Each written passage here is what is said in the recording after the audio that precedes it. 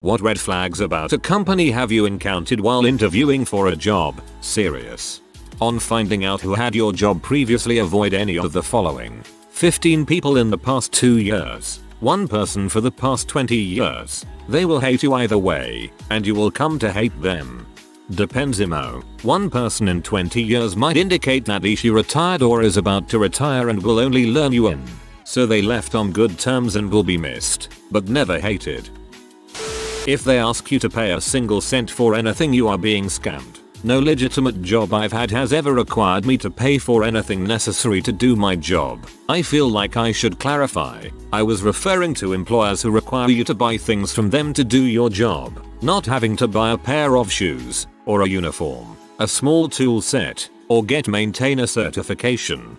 I had to buy my safety boots first day at a factory. They took it off my first paycheck. Union job, and in the contract got you a free pair every year past the first.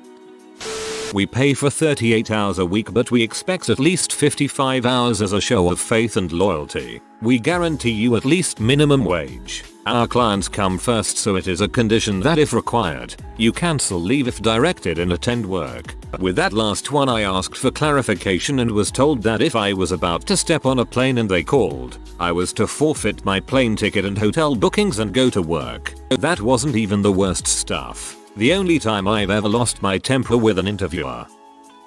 When I went to their website, there were way too many statements in large bold font about how much money you can make with few credentials. Our top performers make over 100k a year. No college degree required. Sign up now. I didn't know that strip clubs wanted people to apply online. One question I always ask the interviewers is, if you had a magic wand and change anything about the company, what would you change? Biggest red flag for me is when different interviewers give the opposite answer. No way do I want to join a company in the middle of a turf war. Cool question. I'll have to keep that one in mind. After completing the initial interview, I did some research. Apparently the dental company I was interviewing for was owned by Scientologists and required their employees to attend mandatory Scientology classes. Also, they made me take an IQ test, which was wholly unlike any IQ I've ever taken before. If anyone's curious, the company is Brightside Dental. Went for a marketing company which was selling bulls door to door. Not my style. And the ad online lied. Not to mention the man interviewing me was my age, 20s, and flirted with me. Asked me if I had a boyfriend and how long I was with him, if we lived together, etc. Very creepy and unprofessional. Desperate for a job, I reluctantly agreed to try one day to see what it was like. When he called the next day, I immediately declined. Horrid, unprofessional, creepy, worst experience ever. Interview was rescheduled twice. And once I actually got to the interview, I found the office was a mess and everything was completely disorganized, and during the interview the phone rang at least 3 dozen times and my interviewer stopped the interview each time to answer the phone in order to give people directions or information about applying for positions. Had it not been for the phone calls, our interview would have lasted a minute, as she pretty much asked me 3 questions and then wanted to schedule me for a follow-up with someone else another day. Ridiculous. On top of all that, my interviewer was basically the secretary, and practically fresh out of college, and seemed in way over her head. Then, to top it all off, the position turned out to be temp to perm, and it wasn't even the same position I applied for. They had several different positions to fill in different departments, and when I said I intended to apply for the one advertised, she shrugged. Had an interview scheduled for what sounded like a job I am well qualified for. The day before the interview, I drove out to the business to see it. It has no signage, was old and in a rundown industrial area. I cancelled on some BS excuse. Didn't have the heart to tell them what I thought of the place. And another potential MIB recruit falls at the first hurdle. I returned a call from a potential interview asking what time she'd like to meet. She started yelling at me barely 2 sentences in, telling me I was an irresponsible little shitty. I tried to explain that I hadn't scheduled an interview yet. She called back an hour later, explaining that she thought I was someone else who didn't show up to their interview. She apologized profusely and told me she'd love to interview me if I was brave enough.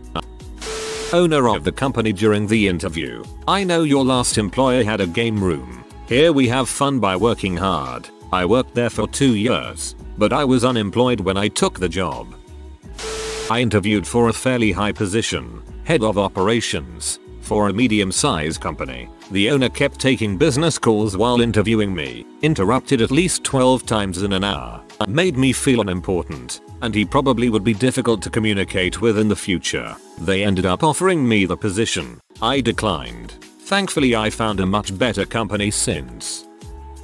As someone who has worked in many crap jobs before finding one I love and then moving on to work for myself, they all seem to follow a pattern. They always want you to jump through hoops and answer impossible what would you do, how would you style scenarios. There's absolutely no room for negotiation on salary or your pay. They have no idea what you're interviewing for or who you are until they pull up your application. The words business opportunity, unlimited earnings potential, financial freedom ever come out of their mouth. Seriously, don't ever fall for this crap like Cutco knives or any of the MLM schemes. Nothing drove me crazier than answering those stupid "but what would you do if" scenario questions. From my experience, jobs worth working for is mostly just negotiating pay during the interview. They call you in for an interview because they know you're good at what you do and they're interested. They're not sending out mass advertisements for employees because they know their turnover rate is crap. What would you do if Tom was slacking behind at his position and you were slightly ahead at your position? Wonder why you hired Tom to do that job probably. I hate questions like that, and it was always jobs that paid minimum wage that would ask me dumb crap like that. They always expected you to treat the position like a career and like the best thing that ever happened to you.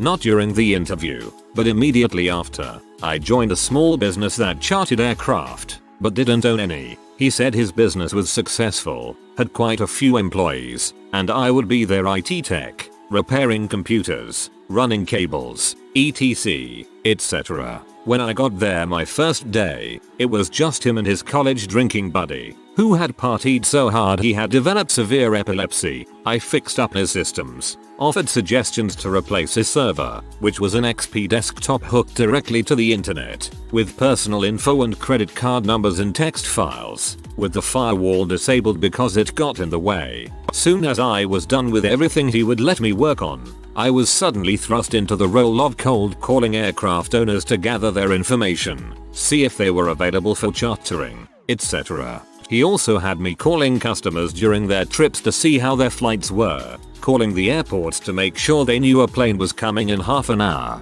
and setting up catering. Not what I signed up for. He also had me DJ at his son's birthday party, and by DJ I mean he bought an expensive mixer and just had me play an iTunes playlist. Then there was the time where I found one of the companies we chartered aircraft from was also chartering to one of his competitors with separate clients. So he sent them a nasty email and cut all ties for them working with his enemies. That's right. Instead of competing like a regular businessman, offering better bids and services, he basically cut off his arm by cutting off an income source, just because they would charter one of their planes with a competitor instead of him. 4 months in, after adding hundreds of customers and aircraft owners to his database, he fired me for not being the right fit. Worst experience ever. I sank into depression, was unemployed for a couple months, and eventually landed a job in a call center that was utter heck. However, that gave me enough experience to land a real IT job,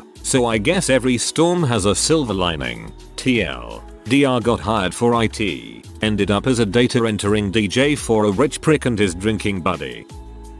I didn't even make it to the interview. I had to make a profile on their website to fill out an online application. In the middle of the application I had second thoughts, and saved it as a draft to maybe complete later. The next couple days involved them calling me 4 times a day to tell me to hurry and finish my application so they could schedule an interview with me. Ended up blocking their number and deleting my profile. I had a series of interviews by a couple of people over the course of a week. Not so strange, but in what I thought was the final interview, the afternoon manager was out because of a miscarriage. Shame too, because it's her second or third one. Okay, that's an inappropriate amount of information about someone that I don't even know. So I interviewed with the night manager. Things went fine after that rocky start, until they called with the offer the next week. We're offering you the overnight and scheduled position. But I had applied for a 0.6 afternoon position. Yeah, but we're also offering 30% less than the job description because while you have 4 years of experience, it isn't with us. That doesn't make any sense. Well, I suppose you'll want to interview with the afternoon manager if you are interested in that position. Should I set that up now? I meant to. She was out for personal reasons that day, and why should it entirely matter who I interviewed with? I didn't apply to that other job specifically because I wanted 0.6 fate in the afternoon. Oh great. So you'll take the overnight position? No, but thank you for all the experience interviewing with you. I'll take it on to the next company. Red flags everywhere. I nuked that bridge from orbit. Interview went fine. I sent a follow-up email the next day. After a week of not hearing anything, I sent them another email asking how it was going. Their response was, "Oh sorry, so busy. We'll get back to you tomorrow." But they never did. Every week for a month I'd contact them to see if there was any progress, and every week they'd blow me off. They finally called me and offered me a job after a month and a half. The offer was low and I had already made up my mind that I wasn't going to work for them. But the topper was that the HR woman insisted I get back to her the next morning with my answer. Never called them back. If an employer expects an answer within 24 hours but they blow you off for a month, that shows how much they value your time. They had 3 statements that they are proud of: the mission statement, the vision statement, the value statement. None of them mentioned employees or customers. Answering a question in a generic way. Q. Would I be able to get training to get a professional qualification? A. Yeah, there is a lot of training available. We put a bunch of stuff on our personal intranet. Q. How would I progress in this role? A. The structure of the company is like this. So you will start at executive and then move your way up to manager, senior manager, etc. Basically non-answers that are not specific. I find these are red flags. Depending what you want from the organization. These have all been for very big companies, so that could be why it is less specific. I interviewed for a job at a charter school. 1. The dean told me how happy she is that she no longer teaches art there, and was thrilled to get into admin. 2. The dean told me about several students and the types of mental illnesses they had, because they would have been in my class. 3. The dean told me the previous teacher up and quit giving minimum notice. A field analyst position. 1. Everyone kept referring to the field workers' pain, and that they need another analyst to spread out the pain burden annoyance of field workers' travel. As soon as they started going on with this, I was done. They made the job sound like half the time it's going to suck, so I wasn't interested. I was working for a fast food chain in high school college, and I would transfer stores as I moved. One store held open interviews every Tuesday because the turnover rate was so high. It remains to this day my least favorite place of employment because it was so dang awful. My second least favorite was a retail store. For the most part it wasn't hard at all, and it could have been a pleasant place to work. The red flag was, during the interview, I was told they provided store credit cards and had quotas to fill. I knew that would be crappy, but a job's a job. It ended up making my job a living heck because, besides being morally opposed to getting people sign up for the cards, as a cashier the pressure for the quota was unreal. Not at an interview, but on an application. One of the requirements for a paid internship was must be able to handle multiple projects in a fast-paced environment from multiple departments with little to no guidance. Side note, as undesirable as it is, in a lot of trades, being hired as a temp is very, very common. So you might just have to suck it up sometimes, especially in manufacturing at entry and low-level positions. Went in for an interview for a coding position. They asked the standard coding questions, couple logic puzzles, the FizzBuzz code exercise, etc. Then they proceeded to grill me on Cassandra, the DB system Facebook created uses. A DB system I've literally read like 3 articles on and have never actually used. I had mentioned it in passing during the phone interview because they asked if I kept up on new technologies. I was later offered a position as a dev DBA working on their Cassandra DB server. citing the fact that I knew Cassandra existed as the primary reason for offering the position. That sounded shady as frick to me, and I would probably be in over my head on a system I don't really understand while also being paid considerably less than the position offered due to lack of experience. Plus I was sick of unprofessional code shops.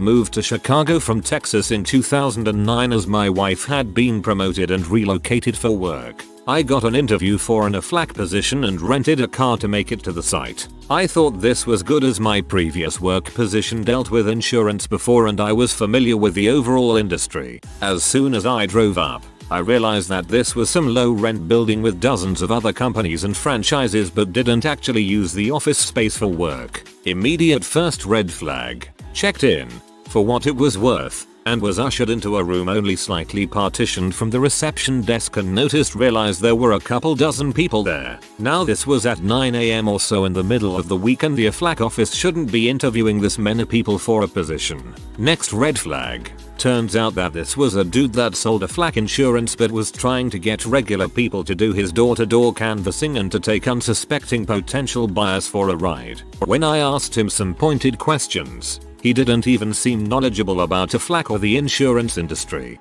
He looked and sounded sleazy, he gave few good answers and ultimately kept using the phrases limitless earning potential and you make your own hours. Given the state of the early 2009 economy, most people without jobs were looking for anything they could get. This guy was trying to sucker people. I loudly got up in the middle of it all, made a scene spectacle and nearly shouted this guy out for trying to farm out crap positions for crap pay to people that didn't know his scam. That he was lying to people about the pay and how compensation worked. He stood there, dumbfounded, and I again asserted that he is trying to use the effort of the people present in order to line his pockets, not help them make money in a stable position. No fewer than a dozen people walked out with me, but the rest were either too desperate or too dumb to realize a scam when it is pointed out to them. I once interviewed with a company 8 times. Each time they were like, "We really like you but just need one more interview with this other manager engineer just to be sure." That was a massive red flag in hindsight. Also, during the last interview they kept asking about whether I was okay working overtime and late hours for no extra pay. Dodge a bullet there in hindsight. The interview I had for my current job should have set off some red flags, but I ignored them. I don't regret that. This is probably the best job I've had. The HR guy said I wouldn't be expected to travel off campus for the interview. You only need that to happen once before you start asking. But tried to call me an hour before the interview started, aka when I was told to be on site, to see if I could reschedule. The shuttle wouldn't get me to the right building in time. When I was fresh out of college I probably would have agreed to come back the next day. Instead I straight told him that was unacceptable. I had taken a day off work to be here and calling me at the last minute to have me come back because he fricked up just wasn't going to fly. So a supervisor, not the one who was set to interview me, drove over. The supervisor started the interview by saying he hadn't read my resume and asked me to describe it for him. Then instead of asking me questions he just explained the systems they use and what the department does. I was offered a job like 2 months later, accepted right away, couldn't be happier.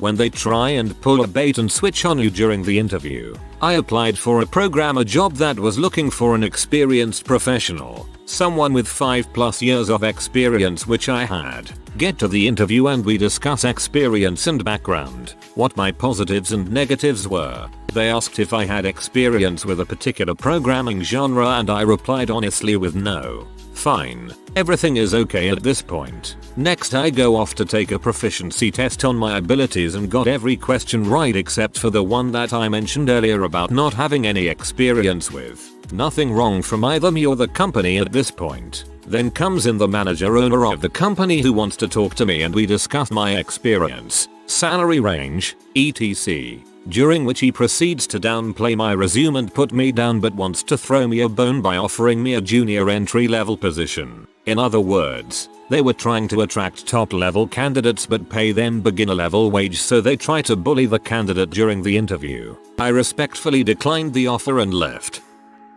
I won't name the company because I'm a bit scared of what they might do to me if they found out. I recently graduated with an engineering degree and was pursuing a job in my field. It was a stressful experience, so I was understandably excited when a company called me, told me they liked my qualifications, and immediately offered me a job. Being the rational person that I am though, I asked to visit the company first, before making my choice, and they tentatively agreed. My first red flag was their vague website. Despite being assured that they were an engineering company, I could not even determine what they do from their site. It was just a bunch of stuff about customer and employee satisfaction. Whatever. I would learn more once I drove over there. I drove to the company and was met at the front door by the employer, who escorted me through the security doors. The second we entered, he made a clear point about not talking about anything I saw there. He said it with the most artificial smile I can imagine, and I felt like I was being led by a wolf in sheep's clothing.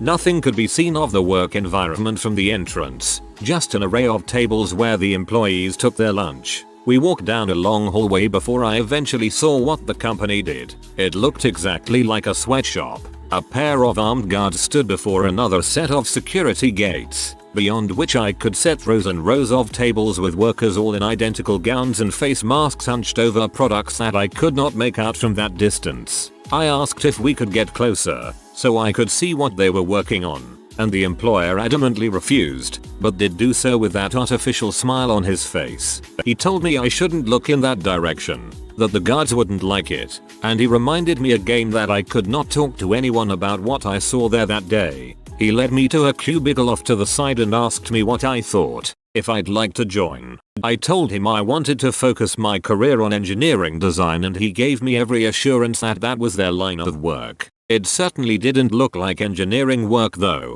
so I pressed him. Every answer he gave was the very definition of vague, but eventually I gleaned that the company did electronic repairs or something. I told him I would think about it and call him. He reminded once again not to talk about what I saw there. The employer walked me back to the entrance and reminded me one last time to not talk about what I saw while there. I said of course, but secretly wondered if I should be reporting this company to the FBI. You should report them. Interviewers of Reddit. What did they say that had you thinking cut the interview? You hired? My dad tells a great story about interviewing for his dream job at a power plant. Short version. He is one of 3 final candidates, and at the last interview they ask him about something he's literally never heard of in his 30+ years of being an electrician. He told them that he needs to be honest and had never heard of the thing in question and can't answer it at all.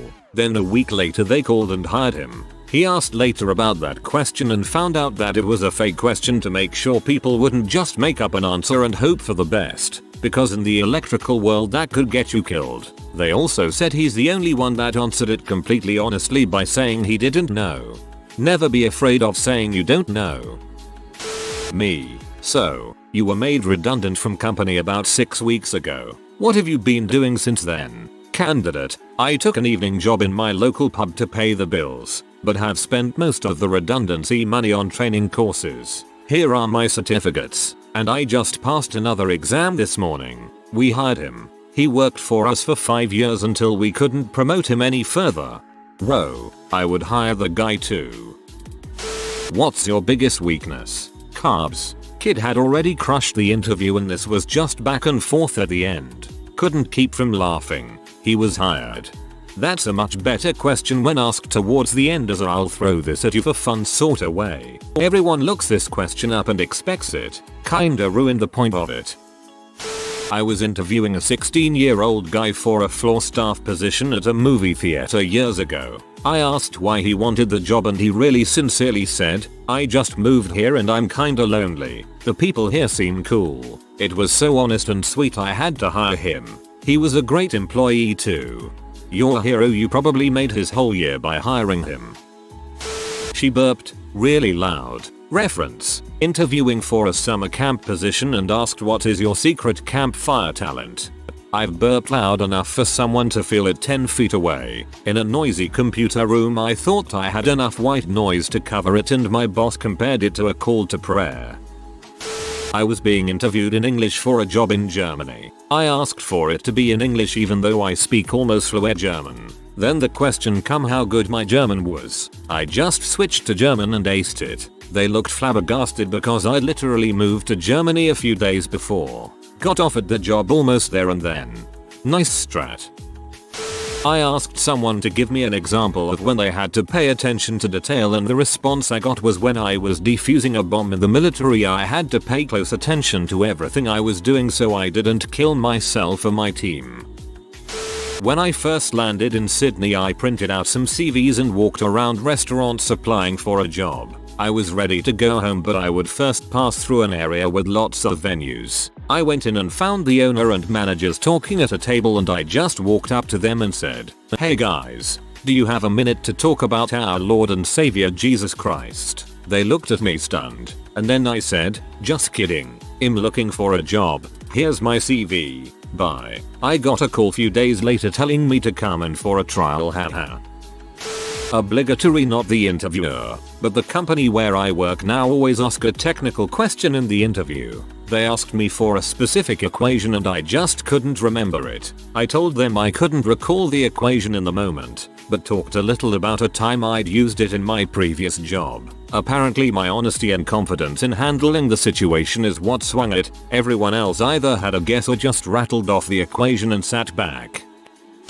A guy was retired army. He was smart and had good to very good answers for everything we asked. At the end of the interview, we asked if he had any questions. He asked, given my work history, my experience and the answers I gave you in this interview, is there any doubt I can perform well in this job? I smiled and thought to myself, you confident son of a b. My colleague told him we can't answer that, but I know I telegraphed it on my face. He ended up being a very reliable member of the team. They told us this during my out processing class for the Air Force. Be professional and ask. Supposedly makes you look good. Also, it got me a job as well. Not the interviewer, but I know it happened to me because the interviewer told me why I passed. It was for a super selective school. I was 18 and completely certain I had failed the interview. But after several technical questions I struggled to answer. One of the interviewers, there were 3 of them, asked me in a snotty tone, if you can't even answer that, why are you even wasting our time? I replied, this is a school, sir. I am here to learn.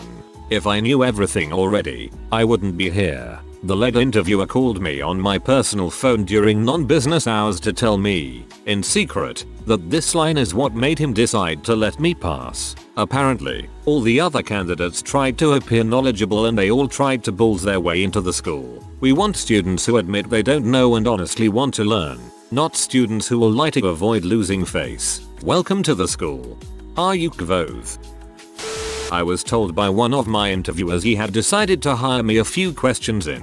He asked, when can you start? I had actually worked for the company previously and had resigned because I was burned out at the position I had been in. It was recent enough my computer access and annual trainings were current. I pulled out my company ID and said, let's get to work. I did not end up starting that day, but he said that type of enthusiasm and willingness to get in and work was what he had been looking for. It happened to me as the interviewee almost 2 weeks ago. I applied for an HR payroll position for a small company. While talking about my experience, I brought up a taxing issue I had corrected for a previous company. The interviewer is the head of HR and pulled a sticky note off her monitor that said state tax issues. Shortly after, I was asked when I could start. The moral of the story is it felt like the right fit for both of us. I had the skills and experience they were looking for, and the company seems like a much better environment than my 10k plus sized company that I'm leaving. I did have to give 2 weeks notice first so I can get my unused PTO paid out and finish a project, but I can't wait to start Monday. You had noticed the post-it and Yukisa so's the crap out of them. Was interviewing for a tech computer repair position and the owner made an appearance for the second interview. We spoke about different topics. They'd ask me to elaborate on some. Near the end there were 1 or 2 questions that I just couldn't answer. Questions beyond what I would ever do at that company. I think thrown in there to see how you'd handle it. I told him that I wasn't knowledgeable in that area, but I'd be more than happy to research and construct an answer for him on it. He told me later on, after I'd been working there for a while, that the way I answered those questions that I didn't know solidified his decision to hire me. I interviewed a guy who nailed the interview questions and afterwards shook my hand and said sorry for wasting my time as he thought he botched it. He left looking dejected, but he got the job. This seems like a bad idea, even if the interview went poorly. I just went through an interview process in order to reapply for my existing job through a downsizing. All applicants were asked the same set of 5 questions, one of which was to describe our time management strategy and how it's worked for us. This company uses the STAR format: situation, task, action, result, and all answers are expected to be bulleted out in that exact structure. I told a story about my general strategy and applied it to a specific example in our recent work environment where everybody was slammed beyond belief and working 60-hour weeks minimum. I got to the result part of my answer where I quoted one of our higher level developers who was talking about me in front of me to one of our senior directors. He said, "Hysterical realist sped up our development." My interviewer audibly gasped with a huge smile when I dropped that line. I got my offer yesterday to keep my job. To reapply for my existing job through a downsizing. Awesome work keeping your job, but the fact that you had to interview for a position you already hold is freaking balls. When I graduated college, my grandma gifted me money to go buy a nice new suit for job interviews. I felt the need to prepare a lot for the interview because my grades in college weren't that great and my work history at the time was barely anything. I knew on paper I didn't look that good, so I needed to be likable and appear knowledgeable. I walk into the conference room where the hiring manager was waiting and I was wearing the same suit jacket as him. He complimented me on the suit and we laughed about it for a sec. Luckily I answered the technical questions well, but I still think it was the suit that got me that job. Thanks, Grandma. Should have been. Well, this is awkward. One of us will have to go home and change. And since I'm already here, I guess it's you. He said, "Describe yourself in one word." I said hired as cheekily as I could with a raised eyebrow. Got a call back on the car ride home that said I was hired. Not even an hour. We do a practical Q&A for our interviews. Every question directly relates to a part of the job. We don't expect anyone to get all of the questions perfect. We are just trying to figure out strengths and weaknesses. Our vacancy was for my team and we happen to need someone that can handle working the production support. A guy shows up and he had years of experience on a help desk and switched to programming exactly what our shop runs in. Just from the guy's resume, I was very interested. Basically, the interview was to see if he was lying or crazy. The take-home pretest was perfect. The important technical questions were good. But what sold me was his story about his most challenging customer. The more details I got about this customer, the more I could relate to what he'd been through. And in the middle of the story, I put it together that I knew who he was talking about. I had worked under that person 10 years ago. I hated them with a passion. I was so impressed with how the candidate handled the situation that I was ready to stop the interview right there. We hired him and later we ended up trading horror stories. Good guy and he's been awesome to work with. Tell more horror stories about the guy you worked for. I'm on the autism spectrum, so I have worked with VOC rehabilitation in the past, and currently am as well, to assist in finding a job that I can actually work. Something they do is job shadows. It's basically where a job coach pre-arranges it with a business to have you come in and tour the business to see what they do, and if you would like to work in an environment like that. But sometimes places also happen to be hiring when you go in for a job shadow. That was the case with this place. It was a framing and design shop. I'm studying to be a graphic designer. Well, I go in and meet the owner and start looking around the place and the environment is perfect for me. It's quiet, and the job itself involves a lot of tasks that I was interested in learning. The owner asked me a lot of questions about what I knew and what design programs I knew, as they were looking to hire someone who would possess the technical design skills to expand the capabilities of the business. I myself, being interested in the frame making process, asked about many things that were going on in the shop and how they do them. By the end of it, they asked if I could come in for training 2 days later and we negotiated pay, so I think that was a pretty good indicator. I ended up loving that job so much. Everyone there was super friendly and I always found the work itself enjoyable. Unfortunately, I had to move to another city, so I'm now working with the VOC rehab in my new area. Coincidentally, I am job shadowing at a place today that again also happens to be hiring. Wish me luck because I may have a shot to get a job today. Good luck. I know a guy who was interviewing and was being asked some asinine, mundane questions by the interviewer, and he interrupted her to say, "Look, all you're looking for is someone to come in on time, not miss any days, work hard, not make the customers mad, and not be and moan about petty things to demoralize the others. I can do that." He got the job. I once hired someone on a line similar to that. She spoke in full, eloquent, grammatically correct paragraphs. She didn't have quite a perfect skill match to the job, but dang, she was smart. Hired her knowing she'd catch up fast and someday be my boss. Good for you. There are a lot of interviewers who are too egotistical to hire people they can tell are smarter than them. Happened to me actually, and I'm still in shock and have a hard time believing it. I applied for a job that I had no professional experience in. It's just a hobby that was relevant to the ad. I shoot live music for fun, and there was an ad for a photographer for a nightclub bar concert venue, and I sent in my regular resume and then just forgetting about it. I was called in for an interview 2-3 weeks later, which I was happy about, but extremely nervous. I am not very good at interviews, and I will admit that I have been unemployed, except freelance, for 5 years. Anyways, I got there at 10:55. The interview was at 11 o'clock. I came in, shook the interviewer's hand, and he told me, "You are the only one the media team wanted in, out of 4 applicants. So you want to come on our opening day and have a go?" That came as a shock and I was speechless. Clearly something made them scrap the 3 others and just go with me. I was out of the venue at 11:04. The opening day is on the 5th of April, and I have been preparing ever since. And I'm ready. I have no idea what or why I was the only one taken in for an interview. I'm still shocked about it, and will make dang sure I will not screw this up. I'll keep my fingers crossed for you. Good luck. I was hiring student employees at a university, and they'd often show up for an interview and be rather plain or hardly interested, but this girl showed up with a resume in hand and clearly dedicated to being professional. I could tell that she wasn't fricking around. I think I told her at the end of the interview that was very probably going to be hired. Not the interview, but it happened to me. I was initially hired 2 years before as a firefighter, but was cut due to a hiring freeze. During the 2-year gap, I went to paramedic school and received other schooling and certifications. When I came back to interview again, I told them, "I'm a better candidate than when you guys hired me the first time." The captain in the interview slowly started to grin.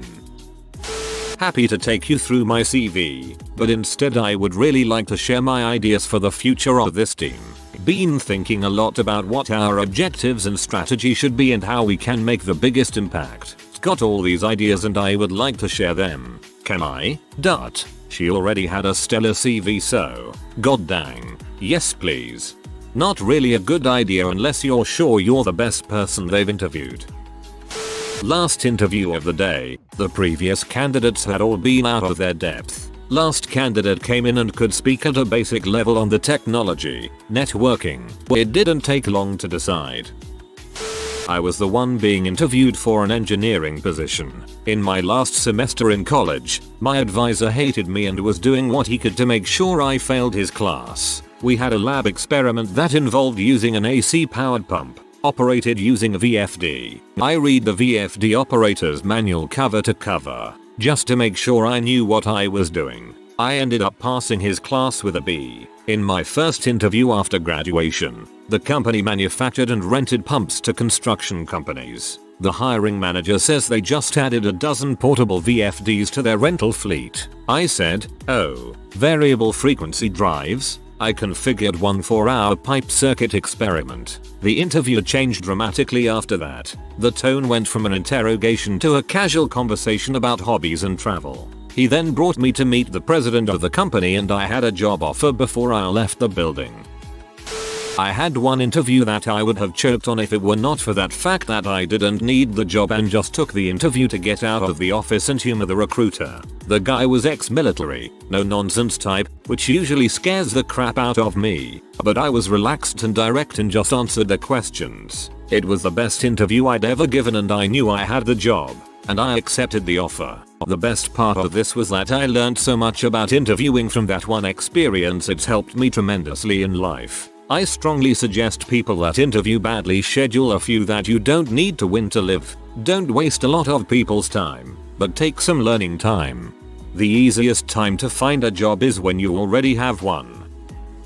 I was interviewing for this job, which I get pretty nervous about. I thought I was more or less qualified and was doing my best to answer. I also have a very distinctive car. Interviewer asks, "Is that distinctive car yours?" I answered yes. "Oh, that's gonna look great in our parking lot," she said. That's when I was like, wow, I really got this. Or they just hired me cause my car is cool. They actually wanted the DeLorean for their own purposes. Even though I avoided management roles, I used to get called on to sit in on interviews in the places I worked all the time. Anyway, we were interviewing for some software developer role. The candidate was a lady just returning from maternity leave. Her answers to the technical questions were so-so at best, but I could sense there was a good brain in there. Her answers were thoughtful but leaned more towards the big picture project view. I asked her if she had any interest in program management as I knew another team had a position open there. She replied it was her dream job but she was having difficulty finding positions because of her time off. I left the interview and pulled in some senior people from the other team and the interview shifted 180 degrees. She got the job. I heard she cried a little. "You are one really awesome dude, lady." This was in 1999. I was interviewing for an entry-level programming position at a .com. After the first few questions, the guy asked me what I used to program in. I said Notepad, because I didn't like softwares assuming what I wanted to type. He stopped the interview and hired me on the spot. I love how that worked in 1999. What a different time. These days, not using an IDE shows ignorance and inefficiency, because who in their right mind would use Notepad to code? Not an interview for a job but for a special TDY program with the military. I was a couple weeks from getting out of my advanced military training. Being one of the top out of my class, I was interviewed by my 1SGN commander for this position. They would only accept 2 soldiers and there were 4 of us interviewing. During the interview my commander asked if I was comfortable pee in the corner of the room. I am a female. I know it was a hypothetical question to see if I'd be comfortable in the environment of the program, but I answered, "Right now, because I can do that." The look on his face told me all I needed to know. A friend was interviewing a guy for a sales position. Friend handed him a pen and said, "Sell this to me." He takes the cap off the pen and starts telling my friend about all the features of the pen. Then he says, "I'll tell you what, if you buy the pen, I'll throw the cap in for free." Cliche questions get cliche answers. I used to run 10-15 interviews a day. Usually applicants see others in the lobby. There was one guy that saw me making coffee on his way in. He walked straight into our break room and introduced himself. He recognized me from our company website. In my mind he was hired on the spot. His qualifications were on point and he became a valuable member to the team.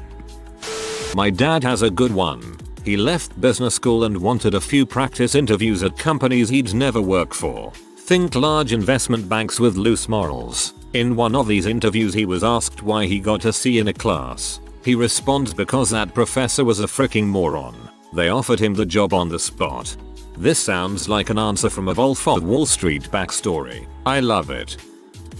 Interviewee. Actually, I was interviewed for an IT position at Christian charity that supported individuals with disabilities. It was the first full-time IT position in the organization's history. He asked me what difference would it make being a Christian in IT. I told him God loved open source software and decentralized networks that empower all members of the kingdom to share their gifts. He laughed out loud and said, well, I didn't actually think there was an answer to that question. I was pretty sure I had the job right then.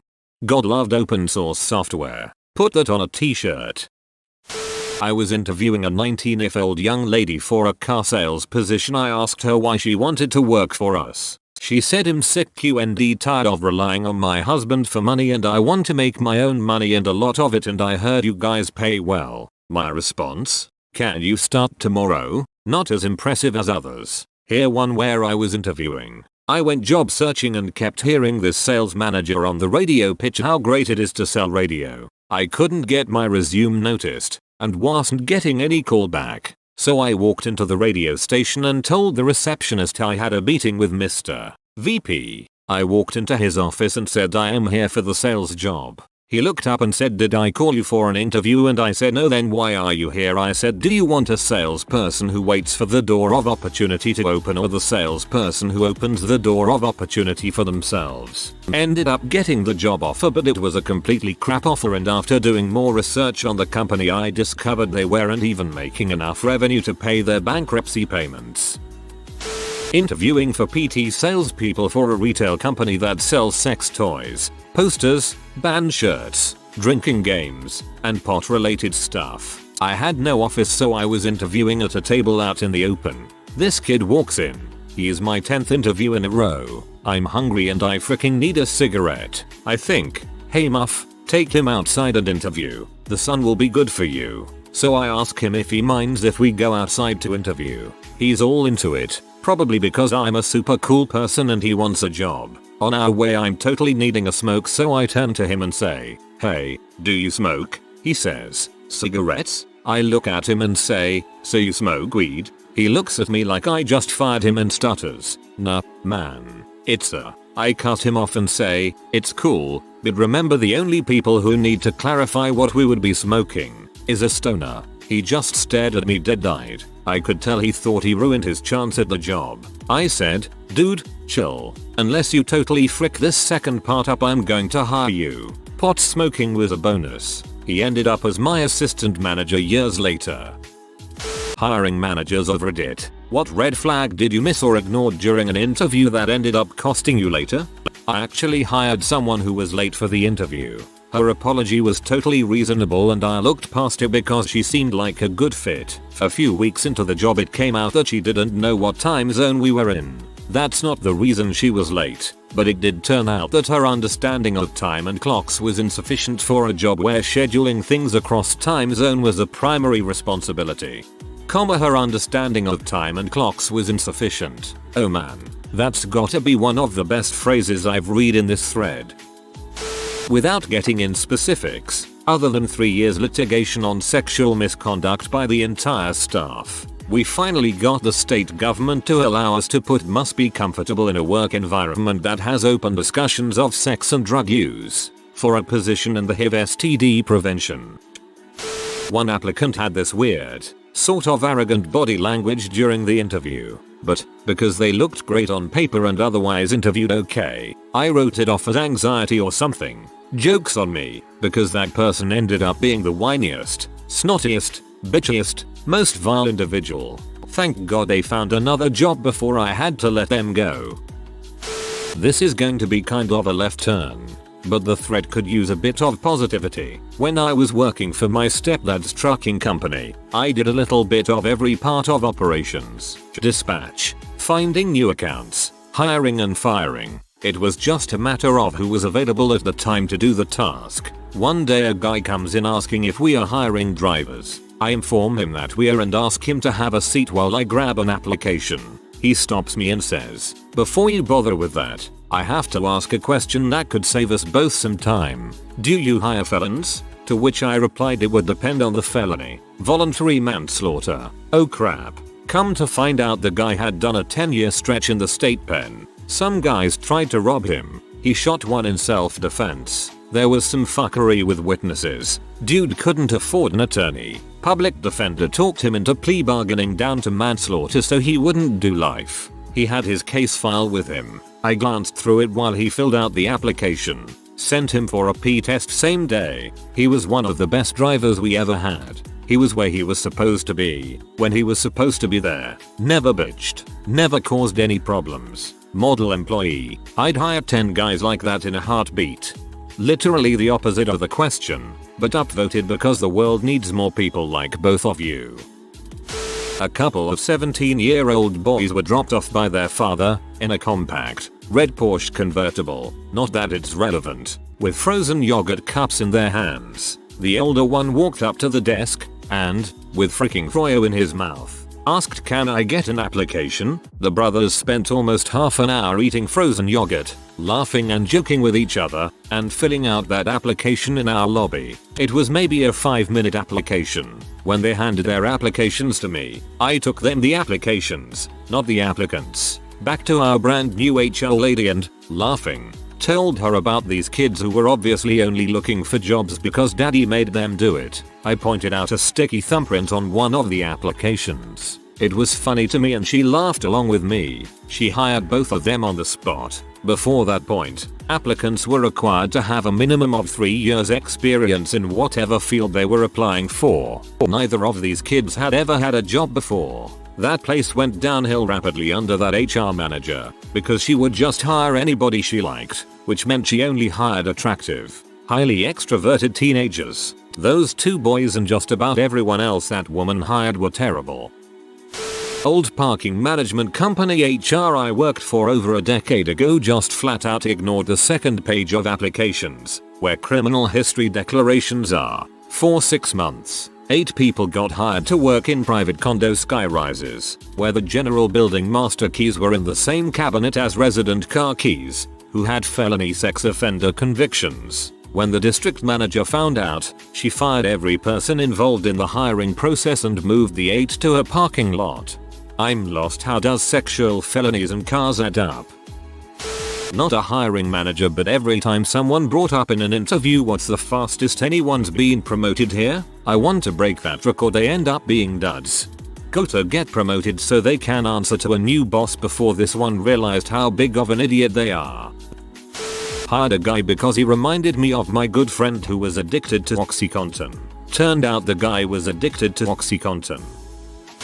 Not a hiring manager, but I was a very precocious young engineer. When I was 27, I was hired as a junior engineer on a project. 3 months later, my boss, who was a great mentor, was transferred to another project overseas. For some reason his bosses decided I was ready for his job. They promoted me and my first task was to hire a replacement for my old job. HR sent over a pile of resumes that had already cleared their first hurdles. I interviewed several people and found the perfect person. He had experience in everything we wanted, and his experience in the field was with projects very close to ours. He was prompt, punctual and seemed very sharp and able to come up with workable solutions to problems very easily. Even though he was almost 50, he seemed to have no problem with a boss half his age, and in fact suggested I must be wicked smart to be so young and in charge of such a project as I was. I suggested him for our hire. My soon-to-be former boss talked to him and agreed. The head of the department agreed. HR said his credentials and everything panned out and they saw no red flags. He was hired. He signed all the papers and filled out the W-4 and we set up his desk and phone and let him know about the Friday afternoon contractor meeting and all that crap when he informed us he couldn't work Friday. We said no problem. We understand if he made plans for this Friday before he took the job.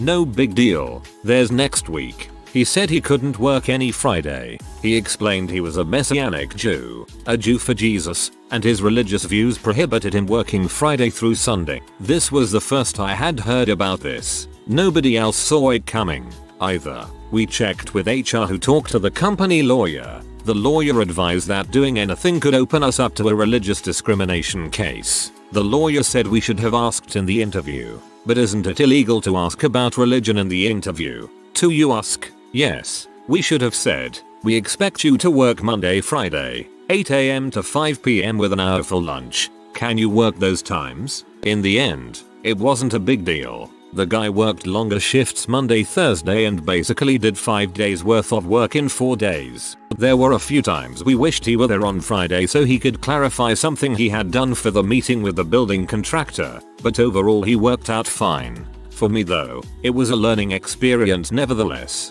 Sounds like it worked out. Not a hiring manager, but was evaluating applications for a position. One candidate gave some very thoughtful, insightful criticisms of his current workplace. We appreciated his candor, and the content of the critiques were perceptive. When we hired him, we realized that while he spoke well and appeared intelligent, all he could is criticize everything. Even when his criticisms made no sense. We started to see him complaining about the same things with us that he complained about in his letter, even things that were objectively false, like our vacation policy being use it or lose it, which it literally wasn't. Moral: a good candidate will find ways to frame criticisms in a positive, forward-looking way in a cover letter, not complain about their current employer. Sounds like a corporate version of the date that won't shut up about their ex.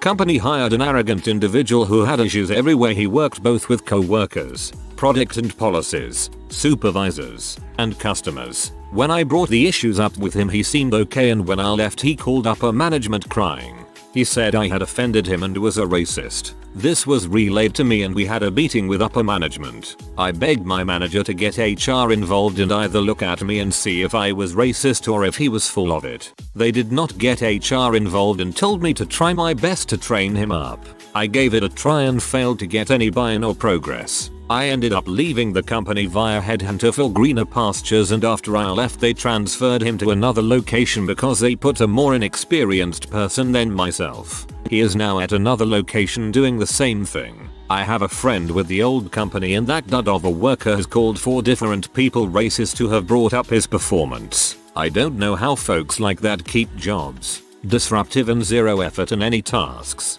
The hiring manager apologized to me when I was leaving.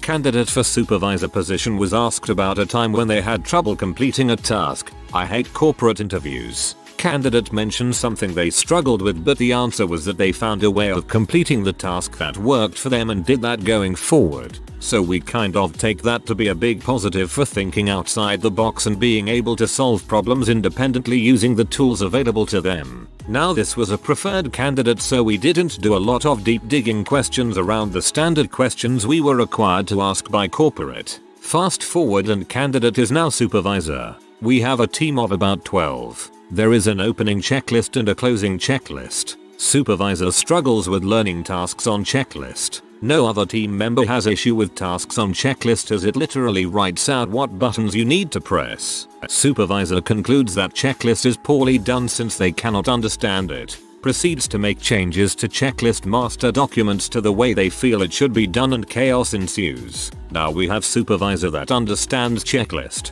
about 3/4 that just press the buttons, and the rest of the team is now lost. On top of this, manager checklists have tasks that can only be done once staff has done their tasks. As a result of some of these tasks being removed from the checklist, manager tasks are no longer being done on time and everything is thrown off. When coached on this incident, supervisor did not ask trainer, teammate, or manager about how to understand the checklist and just made changes without communicating this to rest of the team. We did thank supervisor for being proactive, but then worked as a team to make any necessary changes but used the original as a template. But we also did some extra coaching on what they didn't understand. It took a few weeks to get everything back on track though, and our scores took a hit as a result. Supervisor was up for manager position at another location. Supervisor puts on their resume revamped morning evening checklists for improved team performance. Couldn't help but chuckle at that one. Oh man. Some people can tell themselves whatever they need to hear. I didn't miss it. My boss did. And it's something I pointed out multiple times during the process. This was maybe 5 years ago. So, for context, my boss was not a very good manager, and yet he was the director of our team. He had a good work ethic, a good head on his shoulders, and always got things done not only well but on time. He was rightfully rewarded for it all. That said, he possibly has the social EQ of a fish. In my industry, you need a thick skin and the ability to kind of bulldoze through crap, people, whatever. It's heavily rampant with scumbags, fraud, etc. And it's why we get paid well. We're capable of navigating through that crap and making our companies a lot of money in the process. This guy that we were interviewing just didn't feel like a personality fit during the phone screen.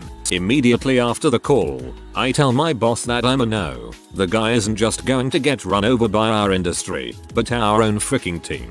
He sounds like a great guy, but just not a fit. I get told to give him a chance. Then comes the in-person interview. It's basically all confirmed. Super nice dude.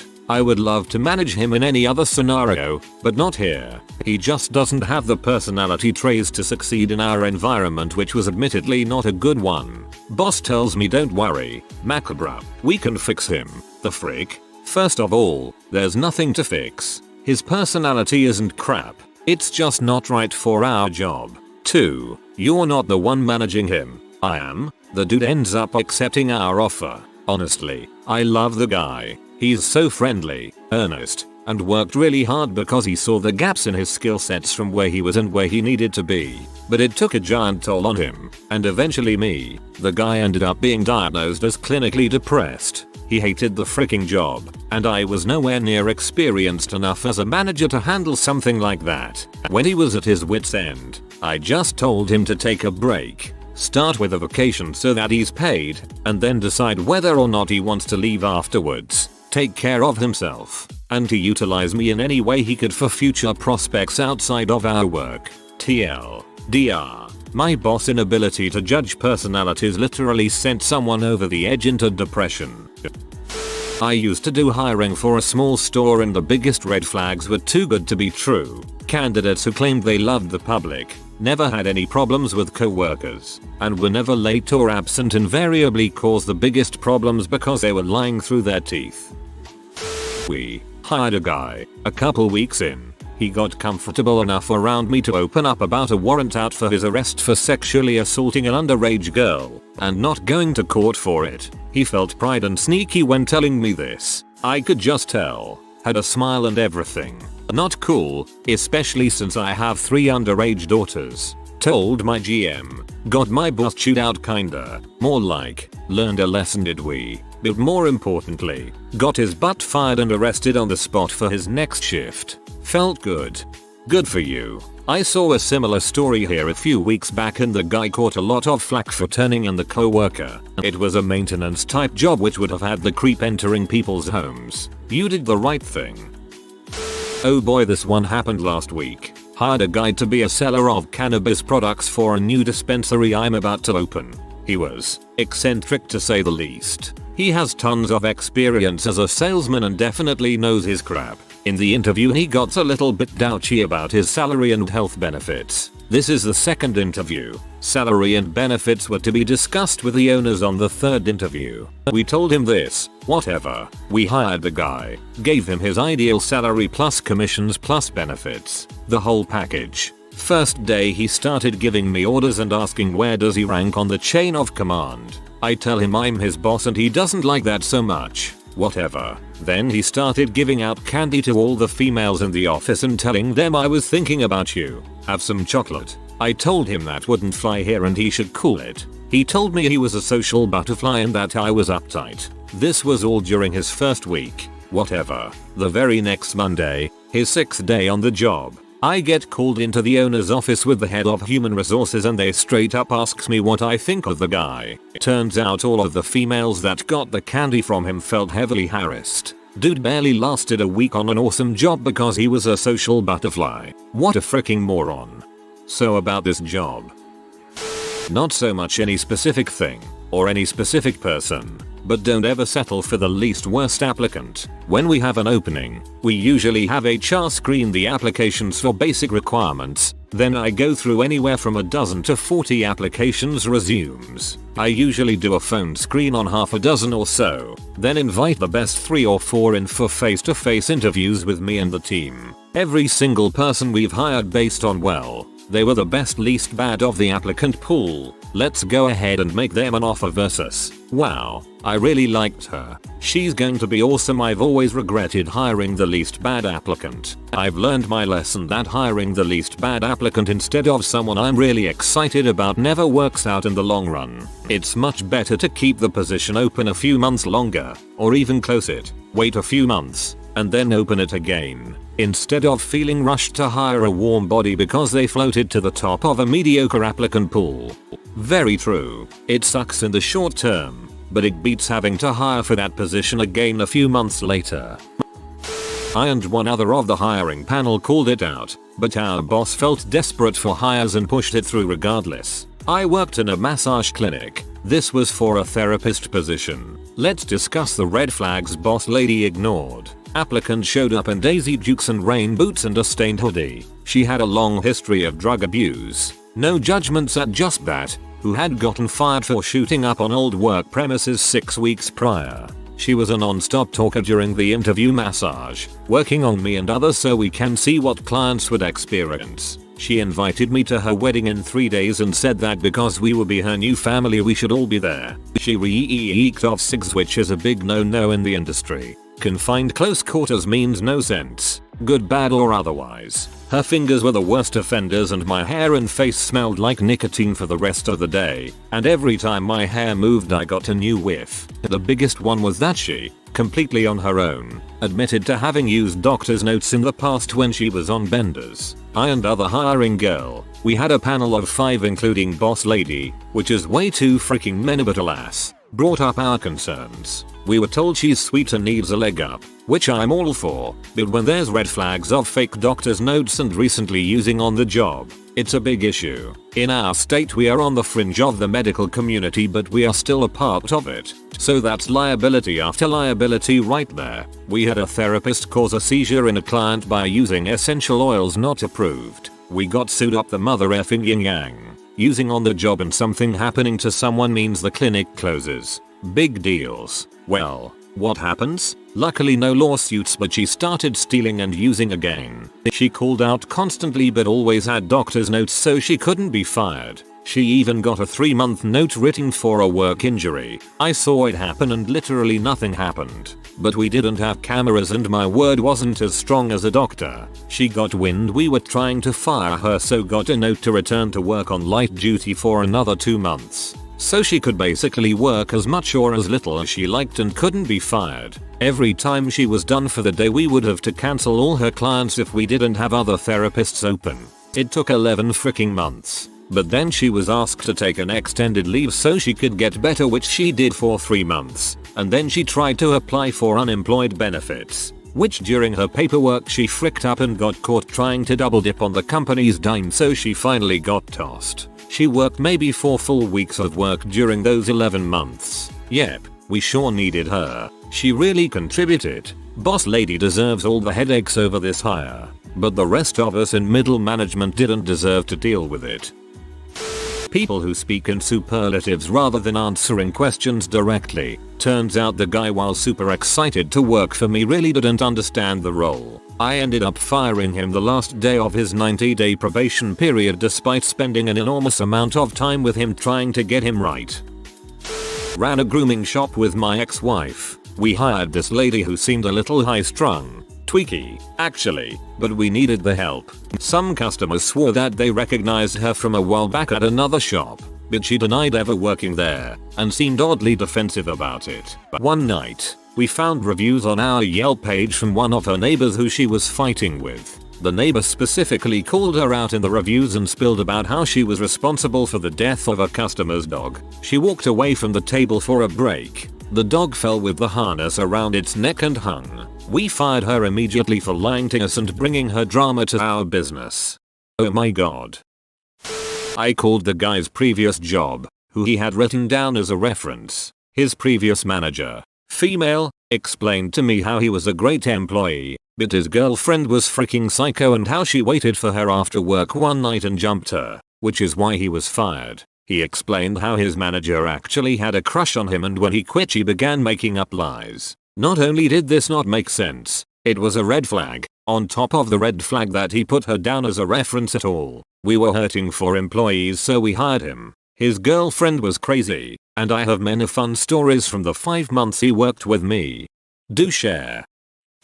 Hired a guy, said he knew electrical. We're a low budget Reno company specializing in flipping dumps. Seemed like a hump to me, but he started wiring the outlets fast. I watch him for a bit and tell him to watch for the traveler on this one switch, but it seems like it's all good, so I move on.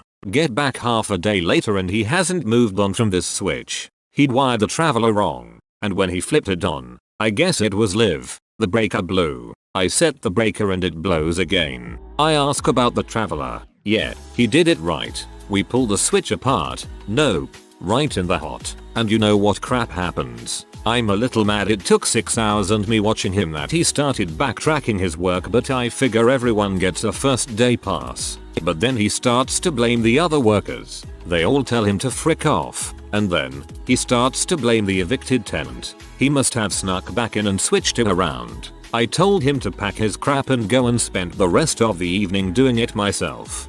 Blame the evicted tenant. I too lose sleep over the thought that somebody might have properly rewired my old home. Not a hiring manager, but I recently worked under a supervisor who had been out of the industry for several years but was trying to make a move back in. During his interviews, he apparently directed his answers only to the men in the room, even if the question was asked by a woman. They hired him anyway, and once he started, he refused to work with the women on the team, even though they knew more of the industry, since it had changed quite a bit since this guy had left. Thankfully he was let go about a year after he was hired. Oh, I got one. We had 2 interviews. Our interviews on my workplace were weird. We would have 1 hiring manager, 1 guy from the floor, 1 supervisor, and then 1 female. I was the female. The first guy comes in and is very sloppy dressed. His outfit wasn't that impressive and he stuttered a lot. His looks weren't that attractive either. I wouldn't call him ugly and he was teeter-tottering on the line of unattractive. His resume though was holy crap. Impressive as frick work history. References from all his previous jobs. Mostly management. The skills we need and then some. This guy could code, animate, fix, design, and you name it he can do it. We do the interview and despite all awkwardness aside his resume was his one saving grace. Enter guy 2. This guy is a knockout. Dressed beautifully, wearing cologne, hair swept back, a smile on his face, and very sociable. Everyone was impressed by him. His resume, however, was not impressive. He was fresh out of college. Only work experience he had was at a Best Buy and a Costco. His references were all family members, which is fine but this is immediate family. His skills were lackluster at best. He only could code in JavaScript or something like that. Everyone else was impressed by him on looks like alone. We decide to give these 2 a final test. The first guy passes with amazing colors and we ask him if he would like to add anything to his resume for documentation, etc. He gave us a list of volunteer activities and a list of notable achievements. We looked it over and were impressed again, mostly because he did a lot of stuff raising money by playing video games. One boss was impressed. Second guy finished the test and just said he has a good feeling about it. Walked out without anything. I'm sure you know where this is going. We hired the second guy. I lost the vote 3-1, and the first guy was told he was put on file. 2 weeks later, things in the office go missing. People are more stressed as heck. And what's worse is that we all think it's this new guy. Yeah, it was. He was a womanizer and we all grew sick of his jokes and attempts to pass off his work onto us because he would say I'd owe you. By owing us he would take one of us on a date and desperately try to get into our pants. A sexual harassment suit later and he was canned. We tried calling the first guy, but he already found another job at a better company, a job I would later move to. That sucks for the first guy, but I'm glad he got a better job and you did too. Hiring managers over it. What are some telltale signs that your candidate is making things up? Well, I was testing a potential welder once. He showed up in shorts, muscle shirt, and flip-flops to do a weld test and interview. I turned him away citing safety concerns about his wardrobe and never rescheduled. Figured he was too dumb for me to deal with. Having interviewed quite a few candidates, I've come to accept that many people will try to BS their way through something they have a dabbling knowledge in. But that's alright. When I ask a direct question and the person is trying to work it out on the fly to come up with an answer that sounds correct, I get some great insight into their troubleshooting abilities. This only works if you know what it is you are talking about though. If you've never heard of Ansible, please don't try to tell me what a great database application it is. At the end of the day though, my favorite answer and the one most likely to get the candidate with limited experience onto the next phase is to just admit you don't know, but that you'll look it up, Google it, and be able to answer the question next time. Most recent candidate we hired did just that. I passed the question I'd asked them on to the next person to have time to do the interview and they were asked again. They must have had the right answer this time because I'm training them now. I speak enough gringo Spanish to get by, and back in the day when I was a hiring manager, if anybody put fluent in Spanish on their resume, I'd walk into the interview room and introduce myself and start the interview in Spanish. The looks of panic from the kids who'd taken, like, 3 years of high school Spanish before college were priceless. When you're doing a video interview and you can watch them try to Google stuff in the reflection of their glasses. Small props for being clever though, he was paraphrasing the question back to me as a way to use a voice assistant. Guess I'll wear contacts next time. One woman I interviewed literally took a pause and read the answers to the questions straight off of Google, online Skype interview. I noticed it because there were really weird pauses and Googled it myself and literally followed along like subtitles. As someone who has hired many technicians in IT positions, I'm amazed at how many people would fake highly technical knowledge. I remember I needed a telecom engineer with very specific knowledge of a very specific voice system. I was getting suspicious of this one candidate, so I started asking about the exact syntax of command lines, and this guy was actually throwing out made up commands. I was both fascinated and annoyed. My last dev job I was asked how much I knew about a certain variation of SQL. I've been a strong SQL guy for years but haven't used this type. I just said yeah, I haven't used that but I'm a top-notch Googler. Got the job, in part because I appeared truthful. Maybe more of an answer about general competence, but in my observation the smartest people are comfortable saying they don't know something or acknowledge limitations in their knowledge or experience. Naive or bluffing candidates want to project an air of knowing everything, which is implausible. Another signal is how eager they are to go into depth. I interview programmers and technical staff, so I like to ask them about the project they are most proud of. I listen carefully and ask a few questions about how they worked through some thorny tech aspects. I understand that software is a team effort, but the legitimate contributors are eager to talk about technical details of what they built. The ones who just attended meetings and rarely contributed much struggle to say anything of substance. That is quite telling in my view. Most of my projects were always pretty small scale because the companies I've worked for were extremely cheap. A lot of the time it was really just talking about said project, but when the cost actually factored in, the said projects were never green lighted. We had an interview candidate who said their Excel skills were 9.5 out of 10 inches and they knew how to do pivot tables. They literally started crying when we brought out a laptop for the skills test and asked them to make a pivot table out of sample data. We had someone come in and interview for a call center position. Their resume claimed they had 3 years working in a call center in town. When she arrived, she was very lethargic and couldn't answer basic interview questions. When asked what she did at call center A, she literally just said call center rep. When asked to elaborate on her duties, she repeated the same thing. No details were given. She even claimed that she has never been asked such hard and detailed questions during a job interview before. We didn't make it past 3 very basic questions. We have concluded she lied about working at call center A, or at least she certainly didn't work anywhere near 3 years there. It was probably 3 days, which was like 3 years to her. I work at an architecture firm and I kid you not, a candidate attached one of our projects in her portfolio. Exactly same 3D rendering. It wasn't even listed on the company website. How she got it is still baffling. The hiring manager just played along. A common one I see a lot is work history that is grandiose and excessively overqualified, especially if it's difficult or impossible to verify. I am in a high immigration city and deal with lots of international candidates, and have met a vast amount of people with titles like Executive Director of Worldwide Distribution or Senior Vice President of Global Operations from a company in Bulgaria or Cambodia or Dubai with no phone number or English website. The position descriptors and skills on these resumes usually look copy and pasted from a template, and additionally, these people often claim master or doctorate level educations that are equally difficult to verify. I have had more than one CFO interview for an entry-level position who had never seen a profit and loss statement before. Some places do love inflated titles though. One of mine was Director of Imaging Department. I taught people how to use a scanner. It's ridiculous. I don't see a lot of things people are totally making up, but it's easy to spot when they are heavily embellishing work history. It's totally fine to have worked in a restaurant or retail store. I'm hiring for entry-level professional positions, so you expect that kind of work history. I'll take your app a lot more seriously if you focus on the customer service aspect of the job and don't try to make it sound like you, the cashier, were running the place.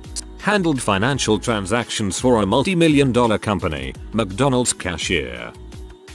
At a job fair, I told people that we were doing a lot of work in the programming language Balrave and asked if they had any experience with it. A disappointingly high number talked about using it for classes in college and writing some side programs in it after they heard about it, and so on. They must have felt silly later when they googled it and discovered that there is no programming language Balrave. I just made it up as a way to tell who was lying to me.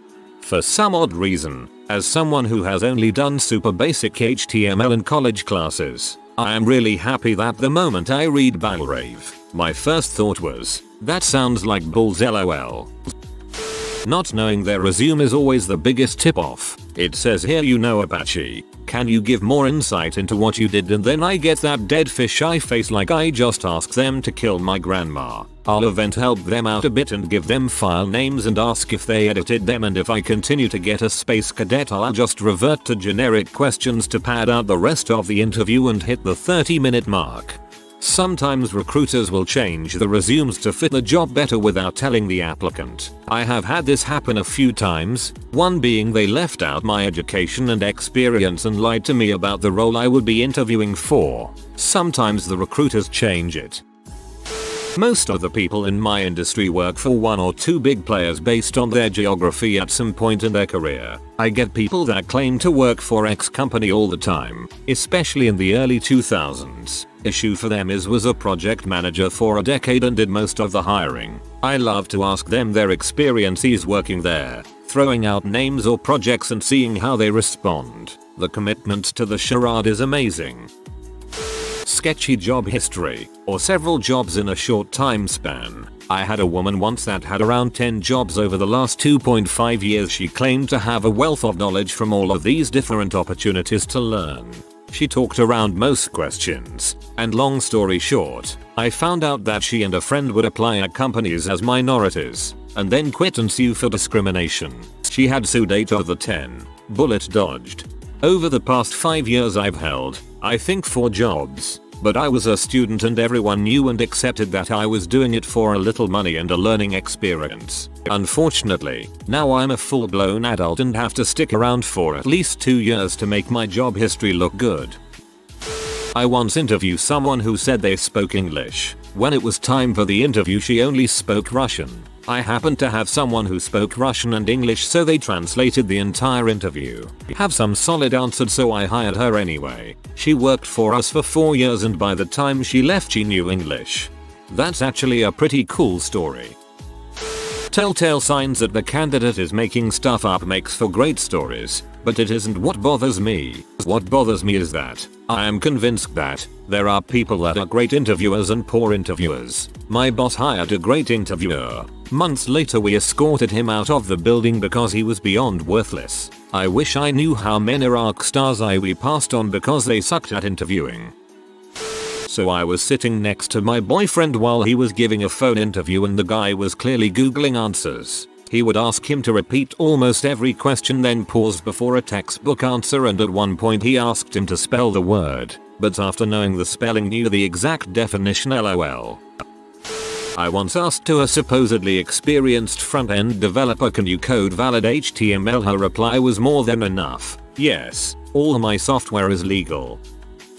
Star questions, situation, task, action, result, are designed to root out people that don't have real experience. Or if they do have experience, the questions will expose their level of skill and work personality. If I ask can you handle underperforming reps, you can balls a vague answer easily. But if I say tell me about a time when you had to coach an underperforming rep, what was the scenario, what actions did you take, and what was the result? That's much harder to balls your way through. If you are making things up, the only way to get through those questions is to be vague, which is why you will see vagueness as a big tell in most of these comments.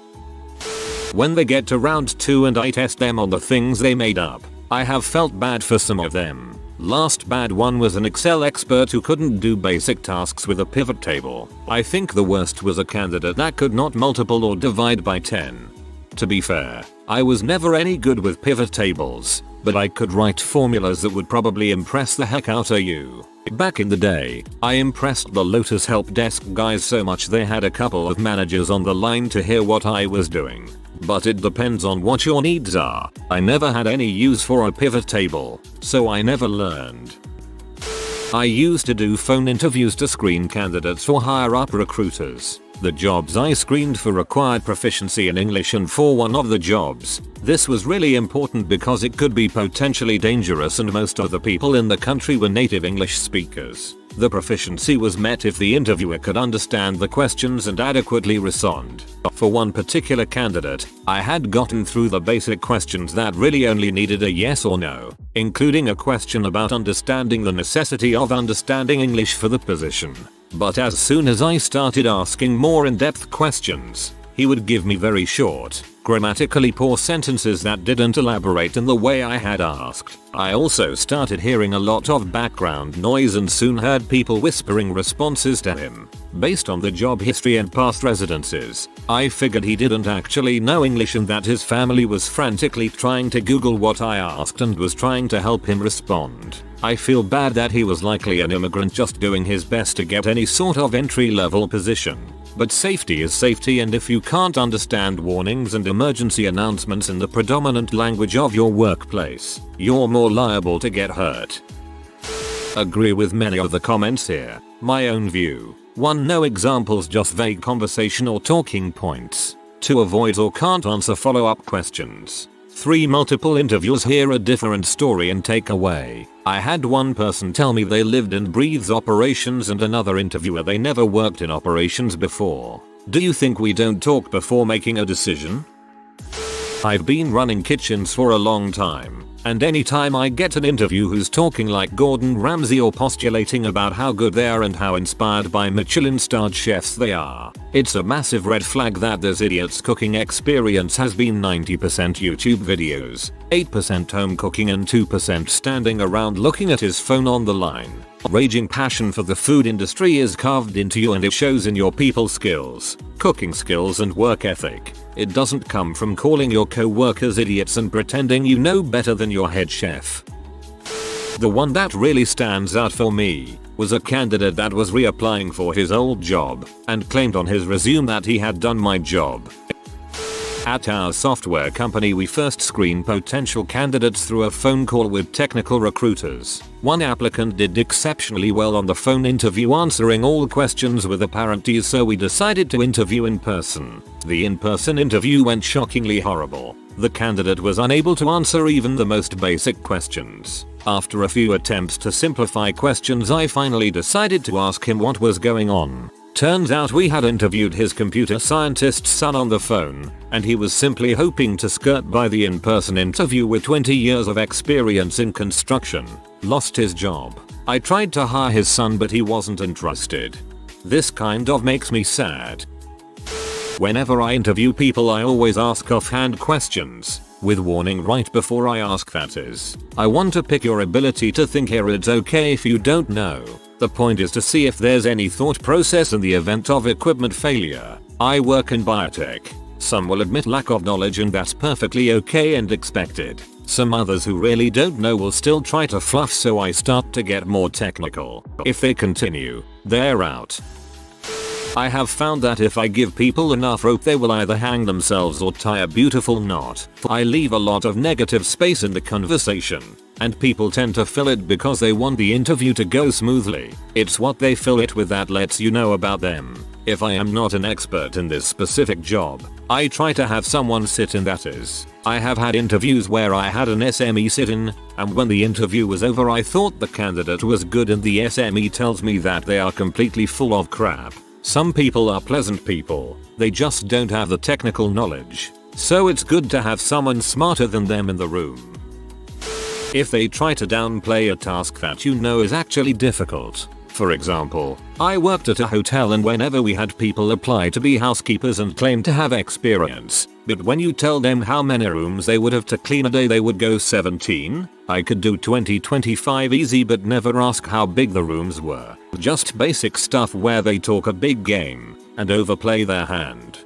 Oh good, if you can do 25 easy, then 50 shouldn't be a problem.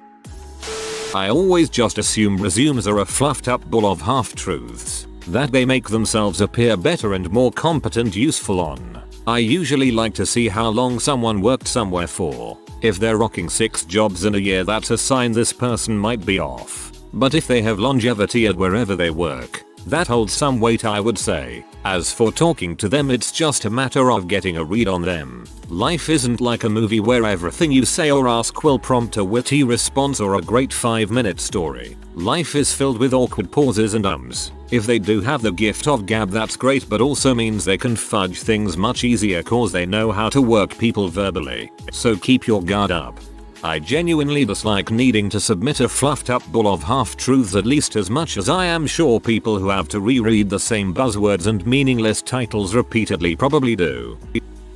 I've done some hiring and I like to ask, is there anything in the job description that you have doubts about being able to perform? The person I picked had some questions about QuickBooks. Honest answer, and it was a very minimal part of the job, so I moved on. One guy answered by telling me he had no doubts or questions at all about any aspect of the job. Unlikely but possible scenario, he's being honest and is overqualified. Moderately likely scenario, he didn't read the job description entirely and didn't know what to ask. Most likely scenario, he's full of crap and is just feeding me what I want to hear. Anyone who works in a tech role. Seriously, our recruiters will bring in anyone who checks off enough boxes under our required skills. They are easily fooled. Trying to fool the person who works with these systems on a daily basis ain't gonna happen though. It's easy to tell who's been there before. It's even easier to spot someone who is confused by completing a basic task. Also, important for the college kids, when companies hire for a junior entry-level roles, they fully expect most of the applicants to have slim to no experience. I personally look for kids who are motivated and have the problem-solving mindset. There are intangible things that will tell me if you'll be good at learning the job or not. So don't panic if you don't click most of the boxes on the application. For phone or Skype interview, if they come back to a technical question they bombed earlier and answer it with a textbook, sometimes literally, response, they've had time to look up the answer while the interview continued. A lot of industries has some easy softball questions that nobody with real experience should struggle with, even under stress. How many clustered indexes can you have on a table? Miss that one but rattle off a perfect description of every known isolation level without drawing a breath. That's reading it out of a book, not experience. At my company they were doing an online interview to someone in India. When they started making him technical questions, they noticed the audio went out of sync. They paid closer attention and realized that in fact he was not talking. He was trying to lip sync someone else who was in the room with him answering the questions. They stopped the interview instantly. He wasn't hired, and neither was his more knowledgeable friend.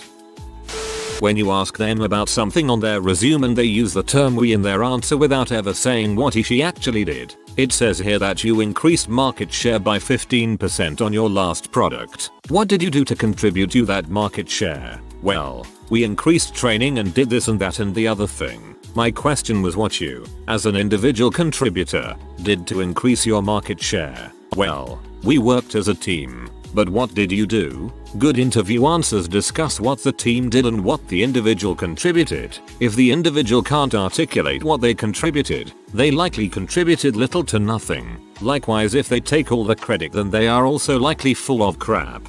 Yeah, I got stung by this. I'm super modest and don't like to talk myself up, so I always used we or the team-mail until one interviewer mentioned your point to me mid-interview and it blew my mind. Now I focus on my achievements and then how they help my team, rather than lumping everything in as a team effort.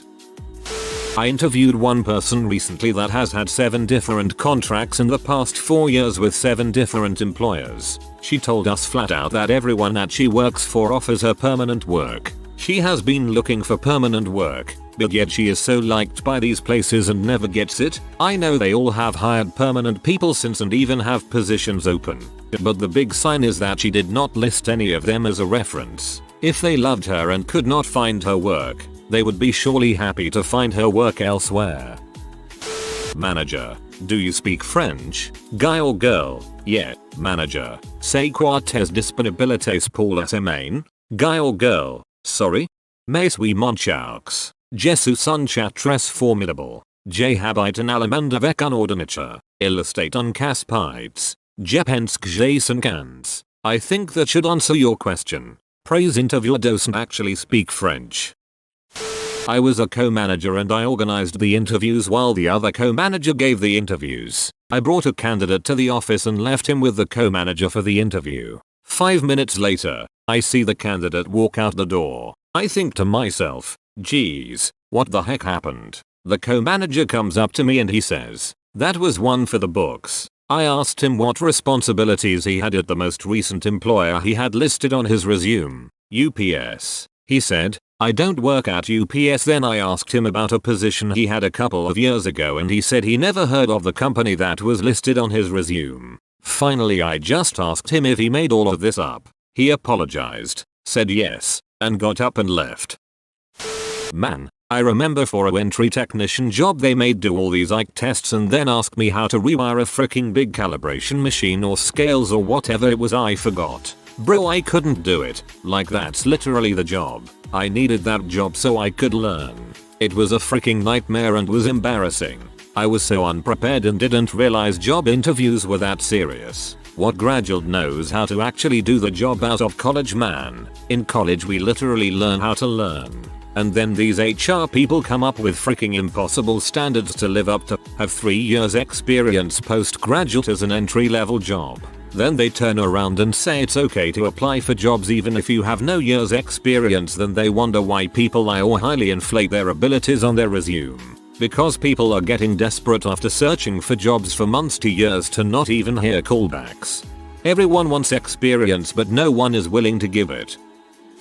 I hire people for a fast food job all the time so it really doesn't have many requirements. It's quite interesting when at the interview some people will add all these other places they have worked. Of course they don't have contact numbers on any of them. Especially when you ask a customer service related question, something along the lines of a customer received the wrong pizza and is calling us unhappy about it. How do you handle the situation when they've worked half a dozen fast food jobs but stumble over it super hard? It's suspicious. I don't even care if they don't know or if they have work experience, but if they seem disorganized or appear to be straight up lying, I won't hire them. Hirers of Reddit. What did the candidate wear to an interview that cost them the job? His Beat headphones over his neck. I don't know if it counts though because there were many other reasons also, including 3 F-bombs to start the interview. I once went to an interview in which my skirt split up the back as my interviewer followed me up the stairs. I was told I was too confident for the job. Unusual 1. Imo. My wife interviews a lot of people for therapy roles of varying types. There's usually a group interview after the initial ones and all the co-workers said they wouldn't hire a woman because of her shoes. The candidate had Louis Vuitton shoes on. The reasons they gave were, she probably wants too much money, not she like even needs the job, and perceived her as a person they wouldn't get along with. She ultimately didn't get past the first interview. I asked my wife about it and she said she didn't even notice what she had on her feet. She didn't hire her because her experience was with adults and not children. Once had a guy come to interview at the software company I worked at wearing a female body inspector shirt. That ended quickly. I was working for a concessionaire for a MLB team where we do a mass hiring event before the season starts. This man came into the waiting room in street clothes, asked to go to the restroom, and changed into a Halloween style pimp suit. This included a hat and a cane. A t-shirt of Mickey mounting Minnie from behind. It was disturbing on so many levels, not the least of which was how well done it was. This was for a minimum wage position, but still. I used to be the physician led for my group's NP program. As such, I was involved with the interviews hirings. Our business manager refused to consider a qualified candidate because she wore baby doll socks with her outfit. I never understood that one. I sometimes do campus recruiting and interviews, but don't make final hiring decisions. With that said, at a campus event, my partner and I were going through a line of over 300 people. We scan their resume, ask a bunch of questions to get them in our system, and add some quick comment suggestions. Had a person wait in line for several hours. When she got to me, she had no resume and still had on pajamas. Now I never try to judge a book by its cover, but I have to get through a person in under 4 minutes on average and have about 20 questions to ask to put info for HR into our system. I was ready to power through this as fast as possible to get to a candidate that was an actual potential hire. However, this girl was graduating with a 4.0 BS computer science at the age of 17. She spoke 7 languages fluently. I could not verify this. She said she had started working on PhD research when she was 14, but didn't want to continue with school. I had to convince her to go make a resume, as I could not complete her in our system without it, and wanted to make sure she was visible to the right people. Honestly, I was surprised she even wanted to work at our Fortune 500 company. It's a great start for most people, but I would think prodigies would have other options than a $70,000 salary in Texas. She did go make a resume and waited in line again. I made sure HR found her profile, but I have no idea if she signed on with us. I'm surprised a prodigy finishing CS at 17 and already working a PhD thesis wasn't interested in going to academia.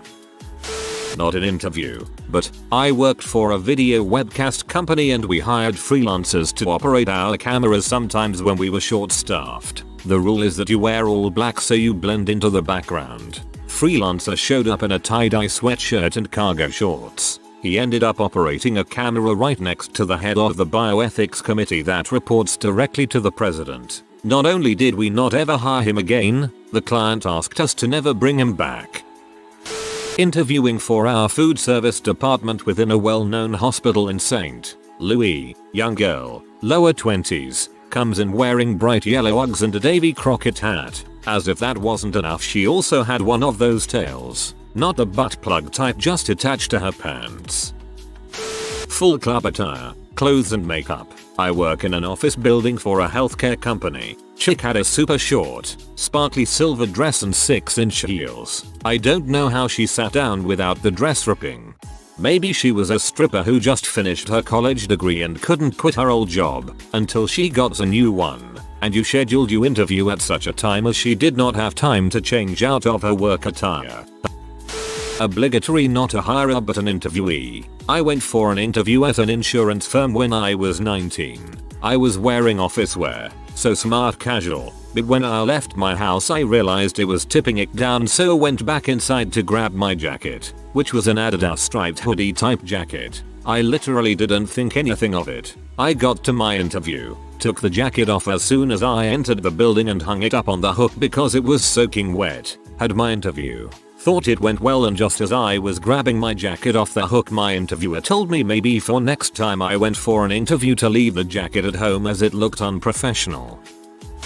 My time to shine. I used to do hiring for a small company in Lexington, Kentucky. Place wasn't super formal, but I would make it a point to tell people that if they came in for the interview it should be treated as such. We also had a lot of people come in from employment agencies. Anyways, call this applicant for an interview, which she gladly accepts, so I give her a time date with what we need as a company, resume, list of references and last 28 years of addresses for an abuse background check. She shows up 15 minutes late in what can be considered theoretically to be a dress. This thing was epic. It was a see-through mesh dress with neon pink bra, underwear and 5-inch heels. On top of that she had waist-length blonde braids. Being that there is a barely dressed woman waiting for me in the reception area, I asked the owner of the company to sit in for interview. Didn't want anything to be misconstrued. Lady sits down and we do the interview. I explained to her what we did as a company and our mission statement. We provided services for individuals with IDDD.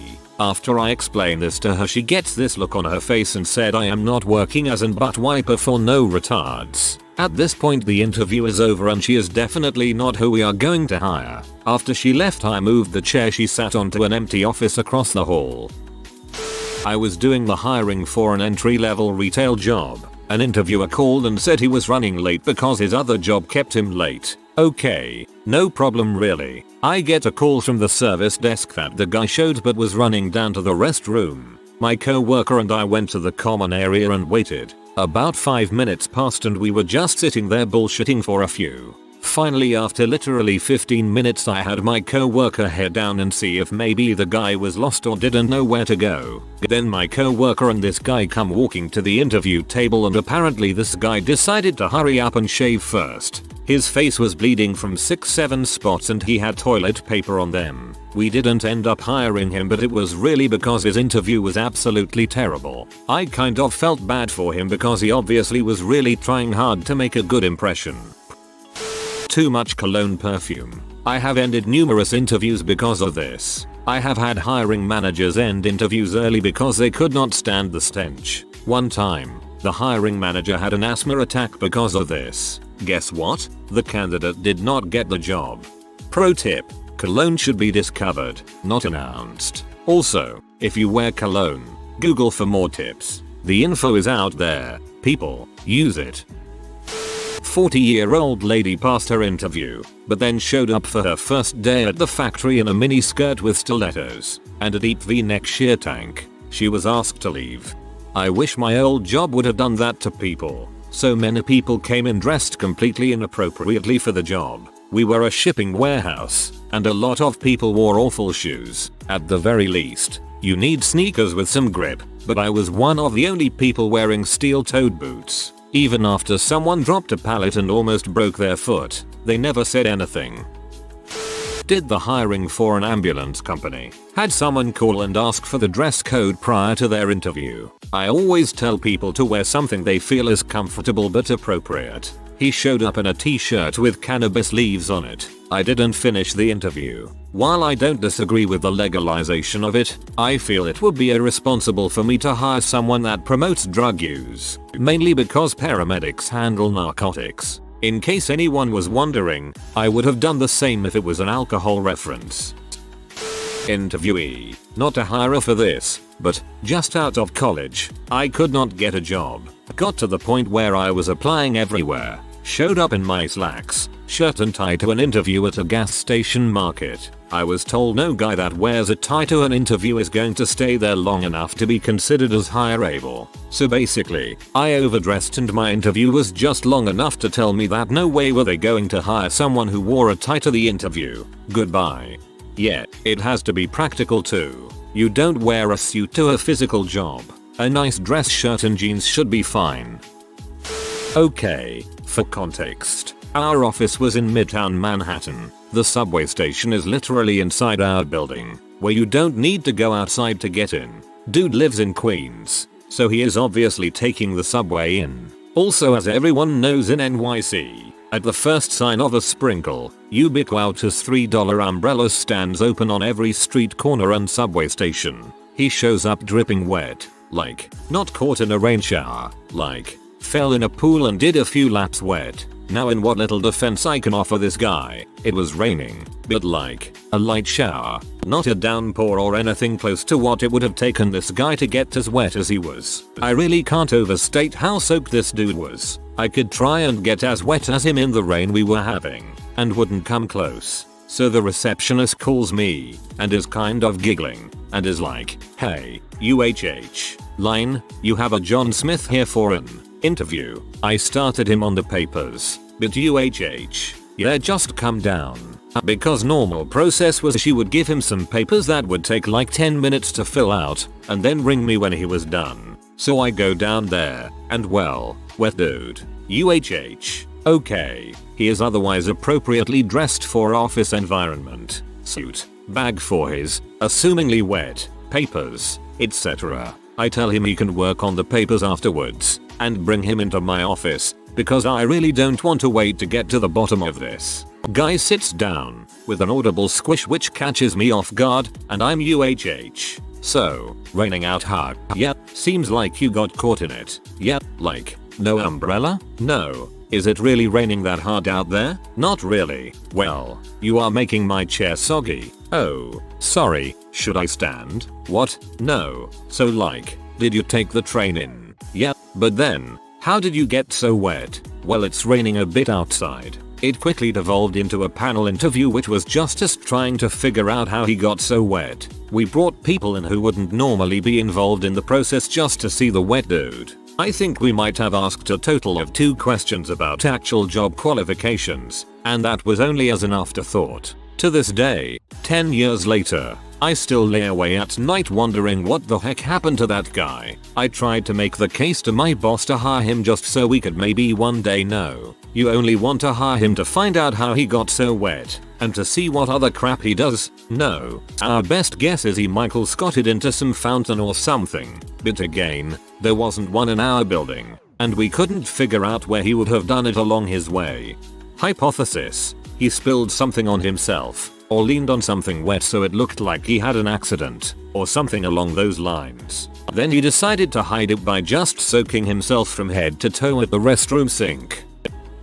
I've had candidates bomb out of interviews for various reasons, but only one that killed her candidacy by being poorly dressed. Co-worker, Pete, knows I'm hiring and tells me all about Jean. I need to hire Jean. Jean is the best. Jean's CV puts her in the middle of the pack, so we ask her to come in for an interview. Jean is wearing a beach cover-up and a skirt, over a swimsuit. Jean has fin jerk-combed her hair out, at best. She is wearing heels. At the time, our office only allowed jeans on Fridays, and required collared shirts on men every day. Apparently she felt that her friendship with Pete gave her a leg up, so she didn't bother. She was not hired.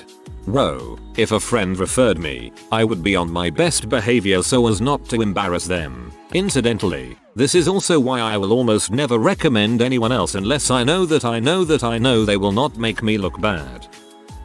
I heard about this one after being hired. I work at a large retail chain that's not Walmart. We used to have a coffee shop near our deli area, but the contract expired with that company and corporate was looking for the next big thing.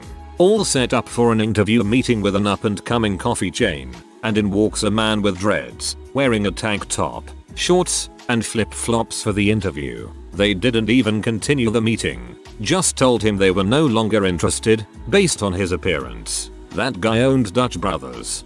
The most important person in a room full of suits is the one wearing t-shirts and jeans. I was a candidate, interviewing over my lunch hour since it was a 2-3 minute drive away from my existing position. I am a software engineer. This industry doesn't pay you to look pretty. For the last 12 years I've held salaried positions where I wore jeans every day. I have successfully interviewed in everyday clothes. When I interviewed at Google I was told explicitly not to dress up. So to the interview. To clarify, not Google, I wore the jeans and sweater that I wore to work that day. During the interview it was mentioned they were looking to hire 70 software engineers over the next year to spin up a big project. When they called later they said I aced the technical part but was disqualified for my dress. Props for giving feedback. Good luck in your search for the 70 best dressed engineers. Amused not bitter. I think I dodged a bullet. Edit. Clarification. Good software engineers are a privilege to hire. Disqualifying a validated good candidate because of dress demonstrates stupidity in the management. Won't be the last time they make a dumb decision. I served on a committee to hire a new church secretary parish office manager. The applicant arrived wearing a heavily sequined blouse, bright pink miniskirt, and matching bright pink high heels, studded with rhinestones. The pastor took one gander at her and made the sign of the cross, sending a clear signal that she wouldn't make an appropriate choice for a church position. You misread the signal. He was saying Jesus says this one. A very experienced career sales guy applied for a full-time sales gig at our store. He came in about a week before his formal interview just to say hi and introduce himself to the manager. He had arrived wearing a Hawaiian shirt, board shorts and thongs, flip-flops for you filthy Americans. As he had come in unannounced and it wasn't formal yet, this was fine. However, the next week when he arrived for his formal interview he was dressed in the exact same outfit. I just couldn't believe it. We weren't sure if he was just that confident that he would be hired because of his experience, or whether he legitimately didn't give a frick. This guy's interview lasted all of about 5 minutes. He did not get hired and instead we hired a 23-year-old with zero sales experience who actually worked out great. I'm British and I still did a double take. I'm a manager for a fashion retailer with a big focus on jeans. As a general rule, what people wear to an interview will not cost them the job by itself, but it certainly sways opinion, as to me it suggests they can't read the vibe of where they are applying. I always recommend erring towards overdressed than under. Last week I had someone come to an interview in a grubby hoodie and workout leggings, hair greasy looking, no makeup etc. She, unprompted, I don't comment on how people are dressed, told me that she was told wearing jeans was a no-no, not a solid first impression. Then in scenario questions she was snippy and rude, had a full-on Karen moment, and used the word douche, so no, she wasn't hired. She was tanking the interview on purpose. Sounds like she either was told to report there by unemployment or possibly welfare, or mom and dad made her go but she didn't want to work. Interviewing a candidate for a position in a bank. She showed up wearing a belly shirt crop top. She stood up at the end of the interview and bam, her belly button was right in front of my face. What a horrific scene. We were taking potential new hires for a tour of the office during an open evening. Lady set off the fire alarm with her bag accidentally. Stepped away absolutely not fazed or embarrassed. Didn't apologize when I was running around trying to get it deactivated. Stayed all evening and helped herself to refreshments. She didn't get the job. Early 20s male came in wearing a red t-shirt with a black silhouette of a pole dancer. On the back in big white letters it said, helping single mothers $1 at a time. A tongue ring. The guy was interviewing for a job as an English as a second language teacher. He sounded like he had a mouthful of marbles. Quick interview. Pink cow print furry vest, jeans, pink cow print cowboy hat. The panel was myself and my director. After that interview we worked out a secret code to cut the interview short whenever someone was clearly too crazy for the job. I don't know, this individual sounds like they might liven the place up. Not be useful, probably, but entertaining, surely. Story 2. Entry level help desk role. Guy comes in wearing a tux. Clearly he didn't have a suit and rented it. I mean, I get it, there are people who don't need a suit and don't have a few hundred to drop on one when starting out. But, come on. Plus it was before 5. I used to hire for a retailer that had been sued for a lack of diversity. As a result, the interview included the series of questions. What is diversity and inclusion? Is this important in the workplace? Why or why not? I had someone basically define segregation then tell me that it was important because not everyone gets along. The best part was that this was a group interview with young adults. The sheer horror on one of the guy's faces I will never forget. He had the look on his face that I was feeling. When I asked him, his response he emphatically said, the exact opposite of what she said. Underrated comment. Not the hiring manager, but part of the group giving input on potential new hires. I worked for a large oilfield services company. It was field work, and we were hiring entry-level field hands. Expected interview clothing for this job was nice jeans, and a casual button-down shirt if you felt fancy. T-shirts and hoodies were also acceptable, as long as you weren't wearing something completely juvenile. Anyway, fresh out of college kid with an unrelated degree shows up to interview for a grunt work job in a 3-piece suit. His interview wasn't anything special, the usual bit of knowing absolutely nothing about the type of work, but wanting to get a foot into the door. Between his lack of even a basic online search of what the position entailed, and his 3-piece suit, we ultimately moved his resume to the no pile. My boss's reasoning was that if someone showed up to our office dressed like that, without a single clue of what the work was like, they would quit in a week anyway. Which was typical for people who didn't realize just how physically demanding the job was. If he had shown up dressed a little less fancy, he may have gotten a shot, since this was a zero experience needed position. I would be surprised if he lasted a week. I know people working positions like that or doing brutal factory work and they have had new hires come and work 4 hours and leave for a lunch break, never coming back after that. The record where my stepdad worked was a bit under 2 hours before walking off the job site. Interviewee here. I once went on an interview back when I had what was called a Marilyn bridge. This is a tooth thing. I am missing both of my bicuspids due to genetics. The problem is that this type of bridge is not very strong, and I was constantly knocking the fake teeth loose by just existing. I'm sure you can see where this is going. Faux tooth fell out just before interview. Tried to just hold it in there, but interviews are a lot of talking, and it was definitely noticed. Needless to say, did not get the position. I have since had full bridges put in, so now all 6 of my top front teeth are fake. It definitely worries me about the future, as it is like 10k to replace something like that. Is considered cosmetic and is not even remotely covered, and without my top 6 front teeth, I'm guessing I will never be hired for anything again. Thanks genetics. A very formal, but badly fitting, 3-piece suit. I was a manager at a retail company that has a reputation for being very casual urban in appearance. We had no uniforms or dress code at all. Beyond common sense, the only thing that identified a person as a staff member was a company lanyard. Wearing business casual would have seemed out of place, let alone going full black tie. To be completely fair, it didn't cost him the job 100% by itself, but it was the first big sign that he could not read the room. Badly fitting sounds like dude went to a thrift shop and got whatever was the least horrible out of the available interviewer clothes. This is a little different, but funny. In middle school I wrote a screenplay and turned it into a movie. My father is a cinematographer. He turned it into a movie. I went along for the ride. One of the characters was supposed to be preppy and popular, and the girl auditioning for the role sent in a photo of herself in full goth attire as her headshot. She was a friend, though, so she got the part. Your dad sounds awesome.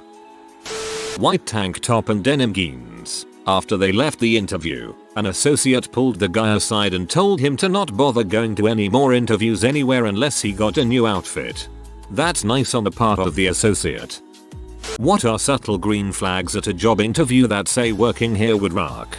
When you come into the office and see people casually talking and laughing about something work related. Bonus points if one of them is the interviewer. It's pretty cool when you see an office where people genuinely like each other.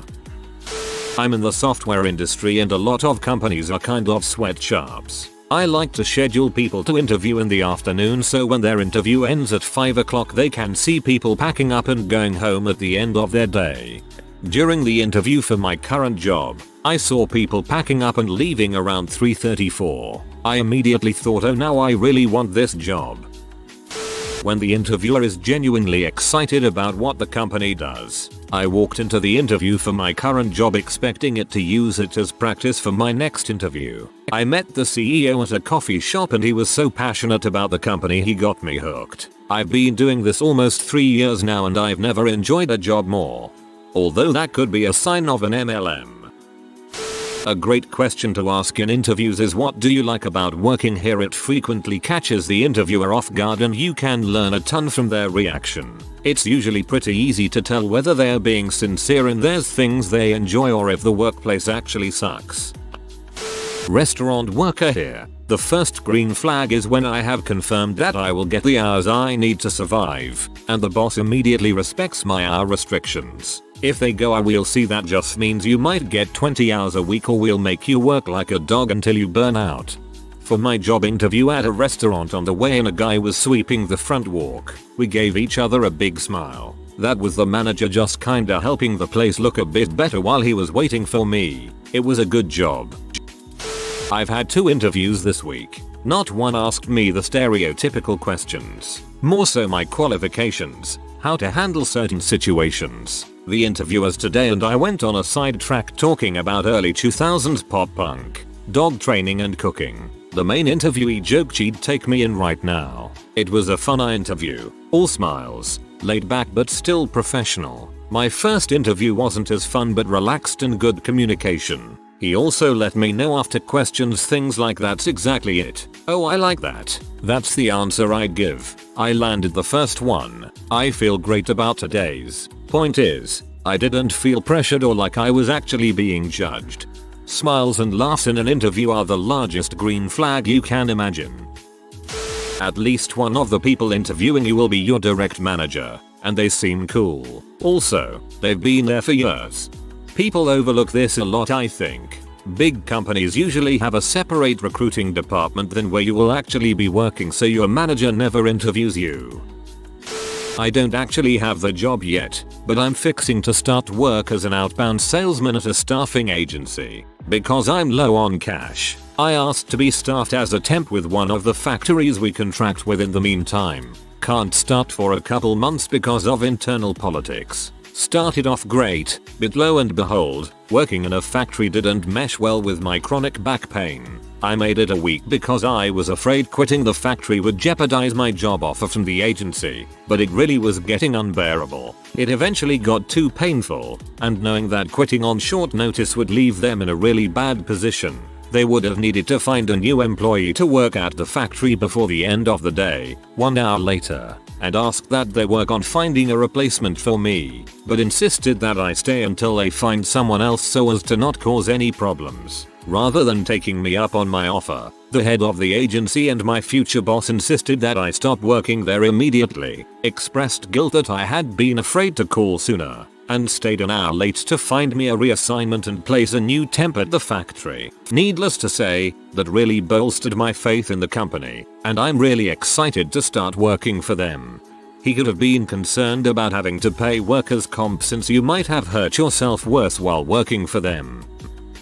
I walked in, and while shopping the owner seemed impressed by my knowledge on the subject when I identified an old surplus rifle he didn't recognize, and we ended up beasing for a few hours. My next visit I was offered a job. Best job I have had in my life. Kinda how I got my current job. B sat with the store director for a bit, then asked if he was hiring. My future boss correctly pronounced my name when picking me up in the lobby. Her support, mentorship, and care for growth and happiness still are the reason I'm with the company 7 years later. TBF. Rat isn't that hard to pronounce. When I interviewed after I got laid off, I asked how they handled the pandemic. It shows a lot about the type of company they are and how they view their employees. It says so much. My old boss did some really crappy things to employees during the beginning of the pandemic. Probably still is, I don't know, and I told myself, I'm going to remember this and use it as motivation to finally leave the job when the pandemic is over. Turns out I got a new job anyway, but I would never have been able to forget that and keep working there.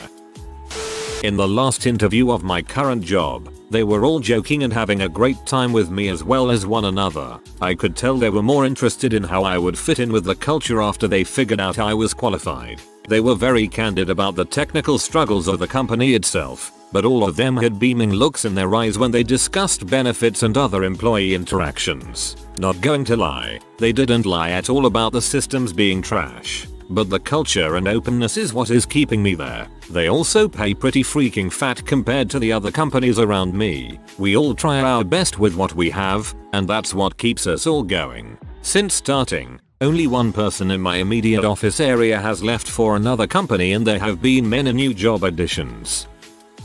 The application process is pretty normal and respectful of your time. I send your resume and brief cover letter and references, as opposed to those 7-hour personality quizzes. They don't seem too quick to want to hire you on the spot. There's no major demographic difference between non-customer facing and customer facing positions. Like if you go in and everyone you see in the public sales areas is white and everyone in production is Hispanic, that's a little iffy.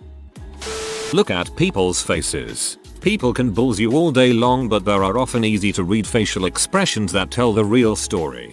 For a second I read that as look at people's faces.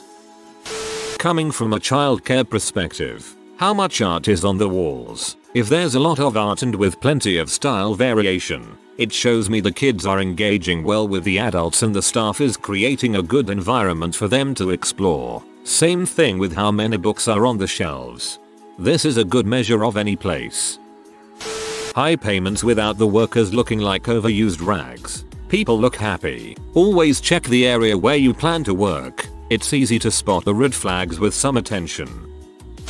Literally had an interviewing manager tell me, I don't care if you show up in a bathrobe with a toothbrush hanging out of your mouth. If you can get the job done and your skills are what you say, then we're all good. Also noticed someone with a glass of wine on their desk on my way out. It was Friday afternoon, and this was considered perfectly fine.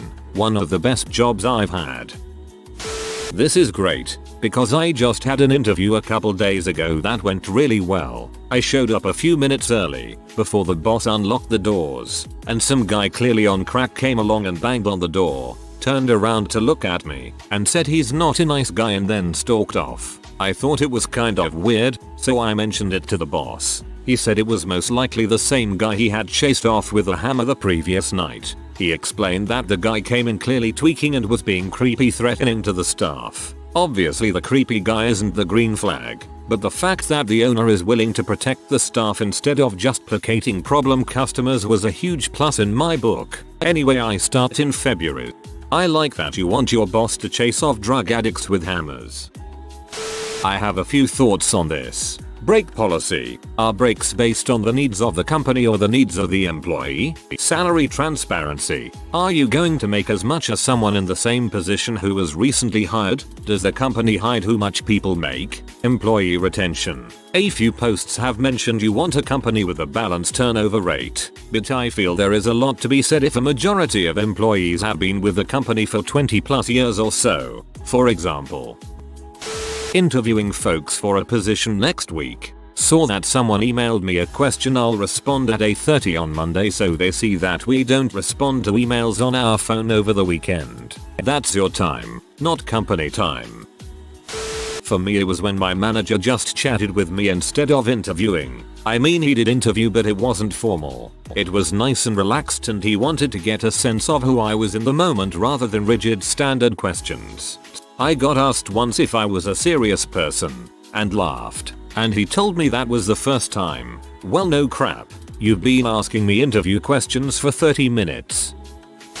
My favorite company. I worked for the president of the co. was my last interview, and all we talked about was the Pixies concert the week before. After getting the job, I asked him later why he didn't really interview me, and he said everyone before me interviewed me. He just wanted to see if I was the type of person he could go to lunch with. Spent 13 years with them. Prompt communication during the scheduling and interview process. They get back to you quickly after each response and seem genuinely interested in talking to you. Nothing worse than someone who takes days to respond, or even just ghosts you halfway through. When I was walking through the office to the HR office, I could see many bottles of Fireball on people's desks. To be fair, I wasn't sure if that was a green light or a red light, until someone who worked there told me that they were left over from the company's weekly happy hour. So, depending on the company, that could definitely be a red flag, and as someone who doesn't drink, I would be right back out the door. Haha. Their demeanor will say a lot. Last place I interviewed, my boss kept telling jokes and overall had a lovely attitude for how maniacal our workspace can get usually is. I tend to be very nervous and intimidated by interviewers, but my boss had such a good attitude it was hard to feel uncomfortable. I went into the interview a total stiff, thinking in the back of my mind how serious I had to be taken to meet expectations, etc. But my boss broke me out of my shell and we were hitting it off as friends, whilst still maintaining the she's the boss, I'm the employee demeanor. She was gauging my drive more than my abilities, which I thought was awesome. She seemed to really enjoy her role, and working for her the last 4 years I can definitely see that she loves it and can say that I love my role as well. This one wasn't a traditional interview, but when I went to interview with parents about a nannying gig, the mom was so stoic that it made me nervous. I did, however, have a long conversation with the kids about what it would be like to turn into a frog. Turns out, she let the youngest decide who she wanted to spend her days with, and didn't want to influence her decision. A few days later, the 3-year-old called to say I was hired, almost 7 years later, and it's the best job I've ever had. The girl who hired me is one of my favorite people in the world, and their family has become my own. I know I frick around and comment sometimes. Who doesn't like to troll a bit sometimes? But this is so freaking cute. Coming from a social work perspective, meeting genuine human beings. I got my current job a couple years ago now. I was on my 3rd interview with one agency who has an insanely long, in-depth hiring process. I don't think I breathed during a single one of those interviews. I sat there in pantsuits talking across desks to other people in pantsuits. They went through formal questions and scenarios. Everything there was very business-y, and at the time so was I. And then I went to interview with the company I'm now at. The director was wearing a cute dress, curled up in the chair next to me, grabbed a blanket cause she was chilly, chatted, doodled on my resume as we talked, and was totally at ease. And suddenly I was too. She asked about my passions, my goals, my ideal job position. She told me about how she had spent a therapy session that day laying outside with a kid looking at clouds. She made me feel comfortable and showed me that she really cared about what she does and that she does it for the right reasons. The 3-interview job did offer me a position, paid mileage, my own work phone, educational benefits to get my master's degree, and a nice salary. I turned it down. And I'm grateful that I did, because I've grown so much as a clinician and a person. I feel like I'm able to be authentic and have a really good rapport with my clients. No suits, no pressure, just real humans empathizing and connecting with other real humans. And honestly, I have yet to see another agency in the area that does what we do as well as we do it. They say family is more important than work. They say work-life balance is a high priority. They recognize people for accomplishments. I personally find those phrases meaningless. They are things interviewers might say regardless of their actual culture. See also, we work hard and play hard. I love this question. Review to see if they are a B corporation. Ask the interviewer about their own path and longevity with the company. Take a look at the company's growth over time and yes, life-work balance and low turnover. Software developer here. Had an interview where I was asked to write a Spring Boot system to solve a super simple problem. Interviewer then asked me questions about my approach and collaborated with me by giving suggestions. Basically told me I would learn a lot from the job and that they cared more about how I thought than what I knew. I got the job and certainly have learned a lot. I'm an engineer, so when I meet people at a prospective company that are clearly passionate about their tech and geek out over what they're doing, that's the sort of enthusiasm I want to be surrounded by. Bonus points if they have nerdy collectibles or other indications that it's not all business.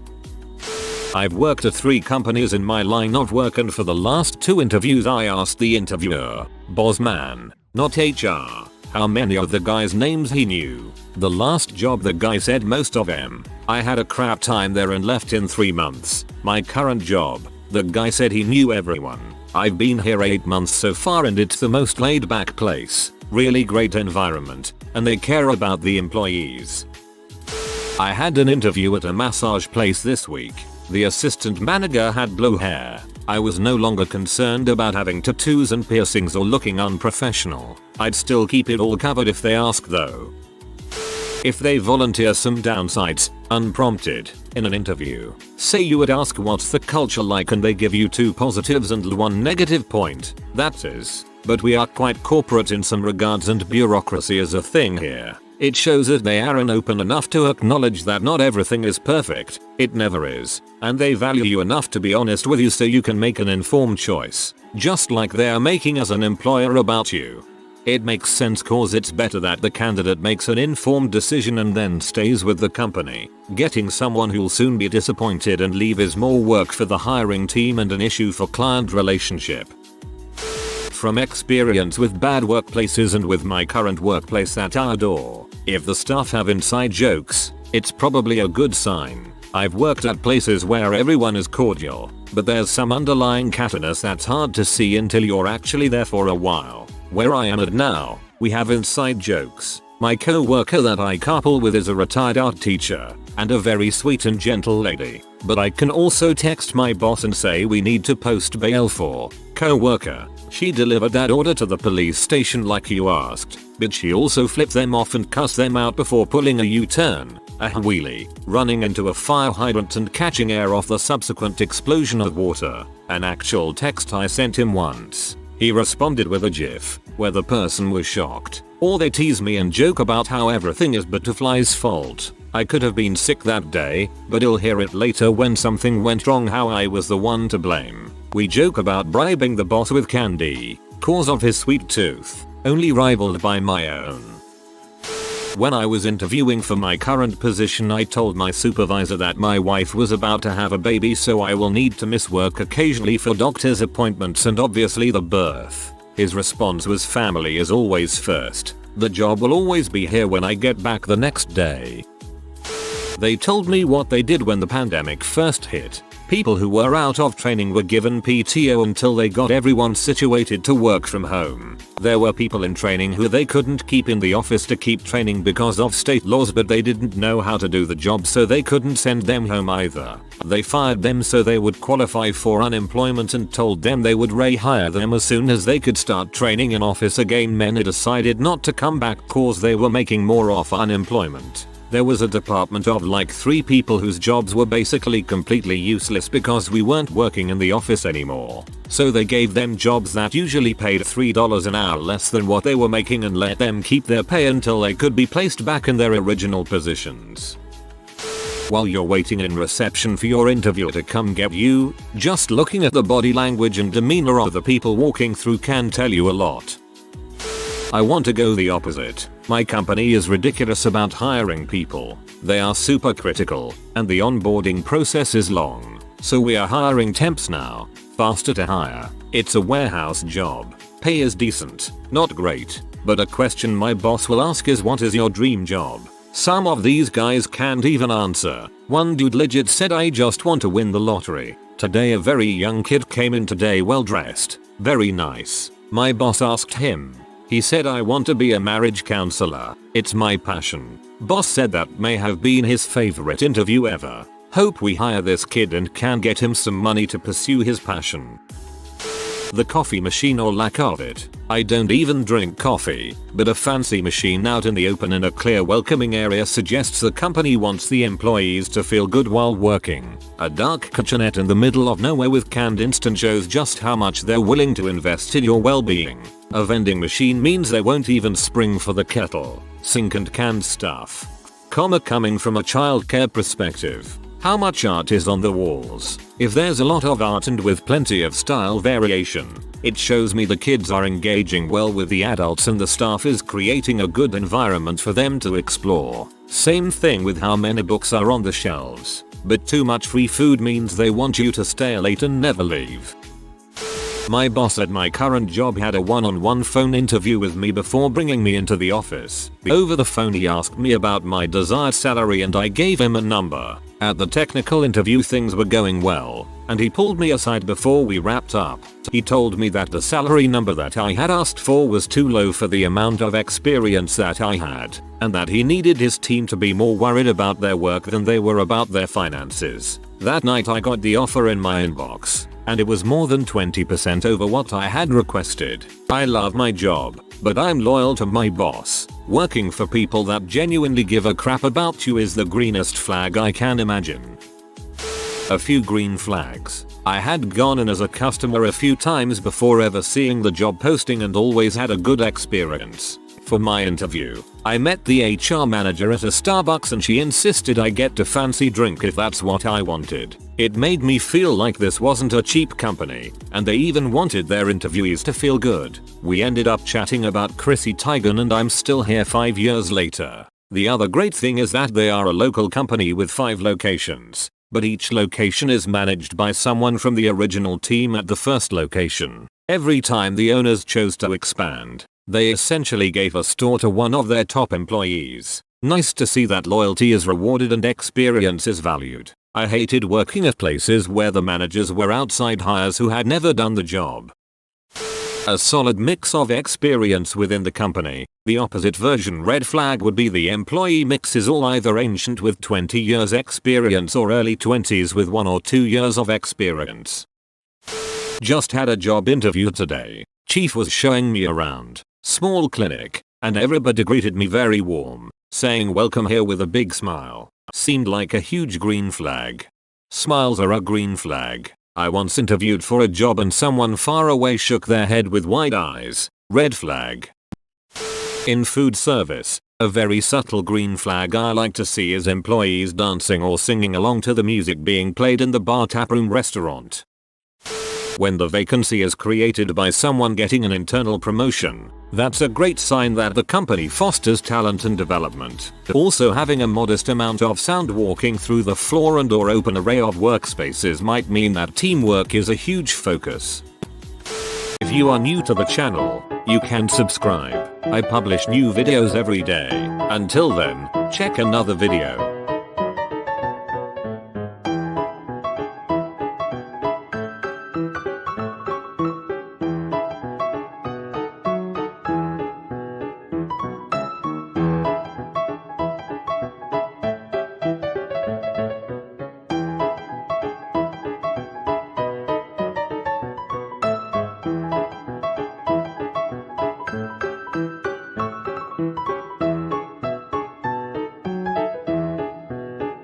Bye for now.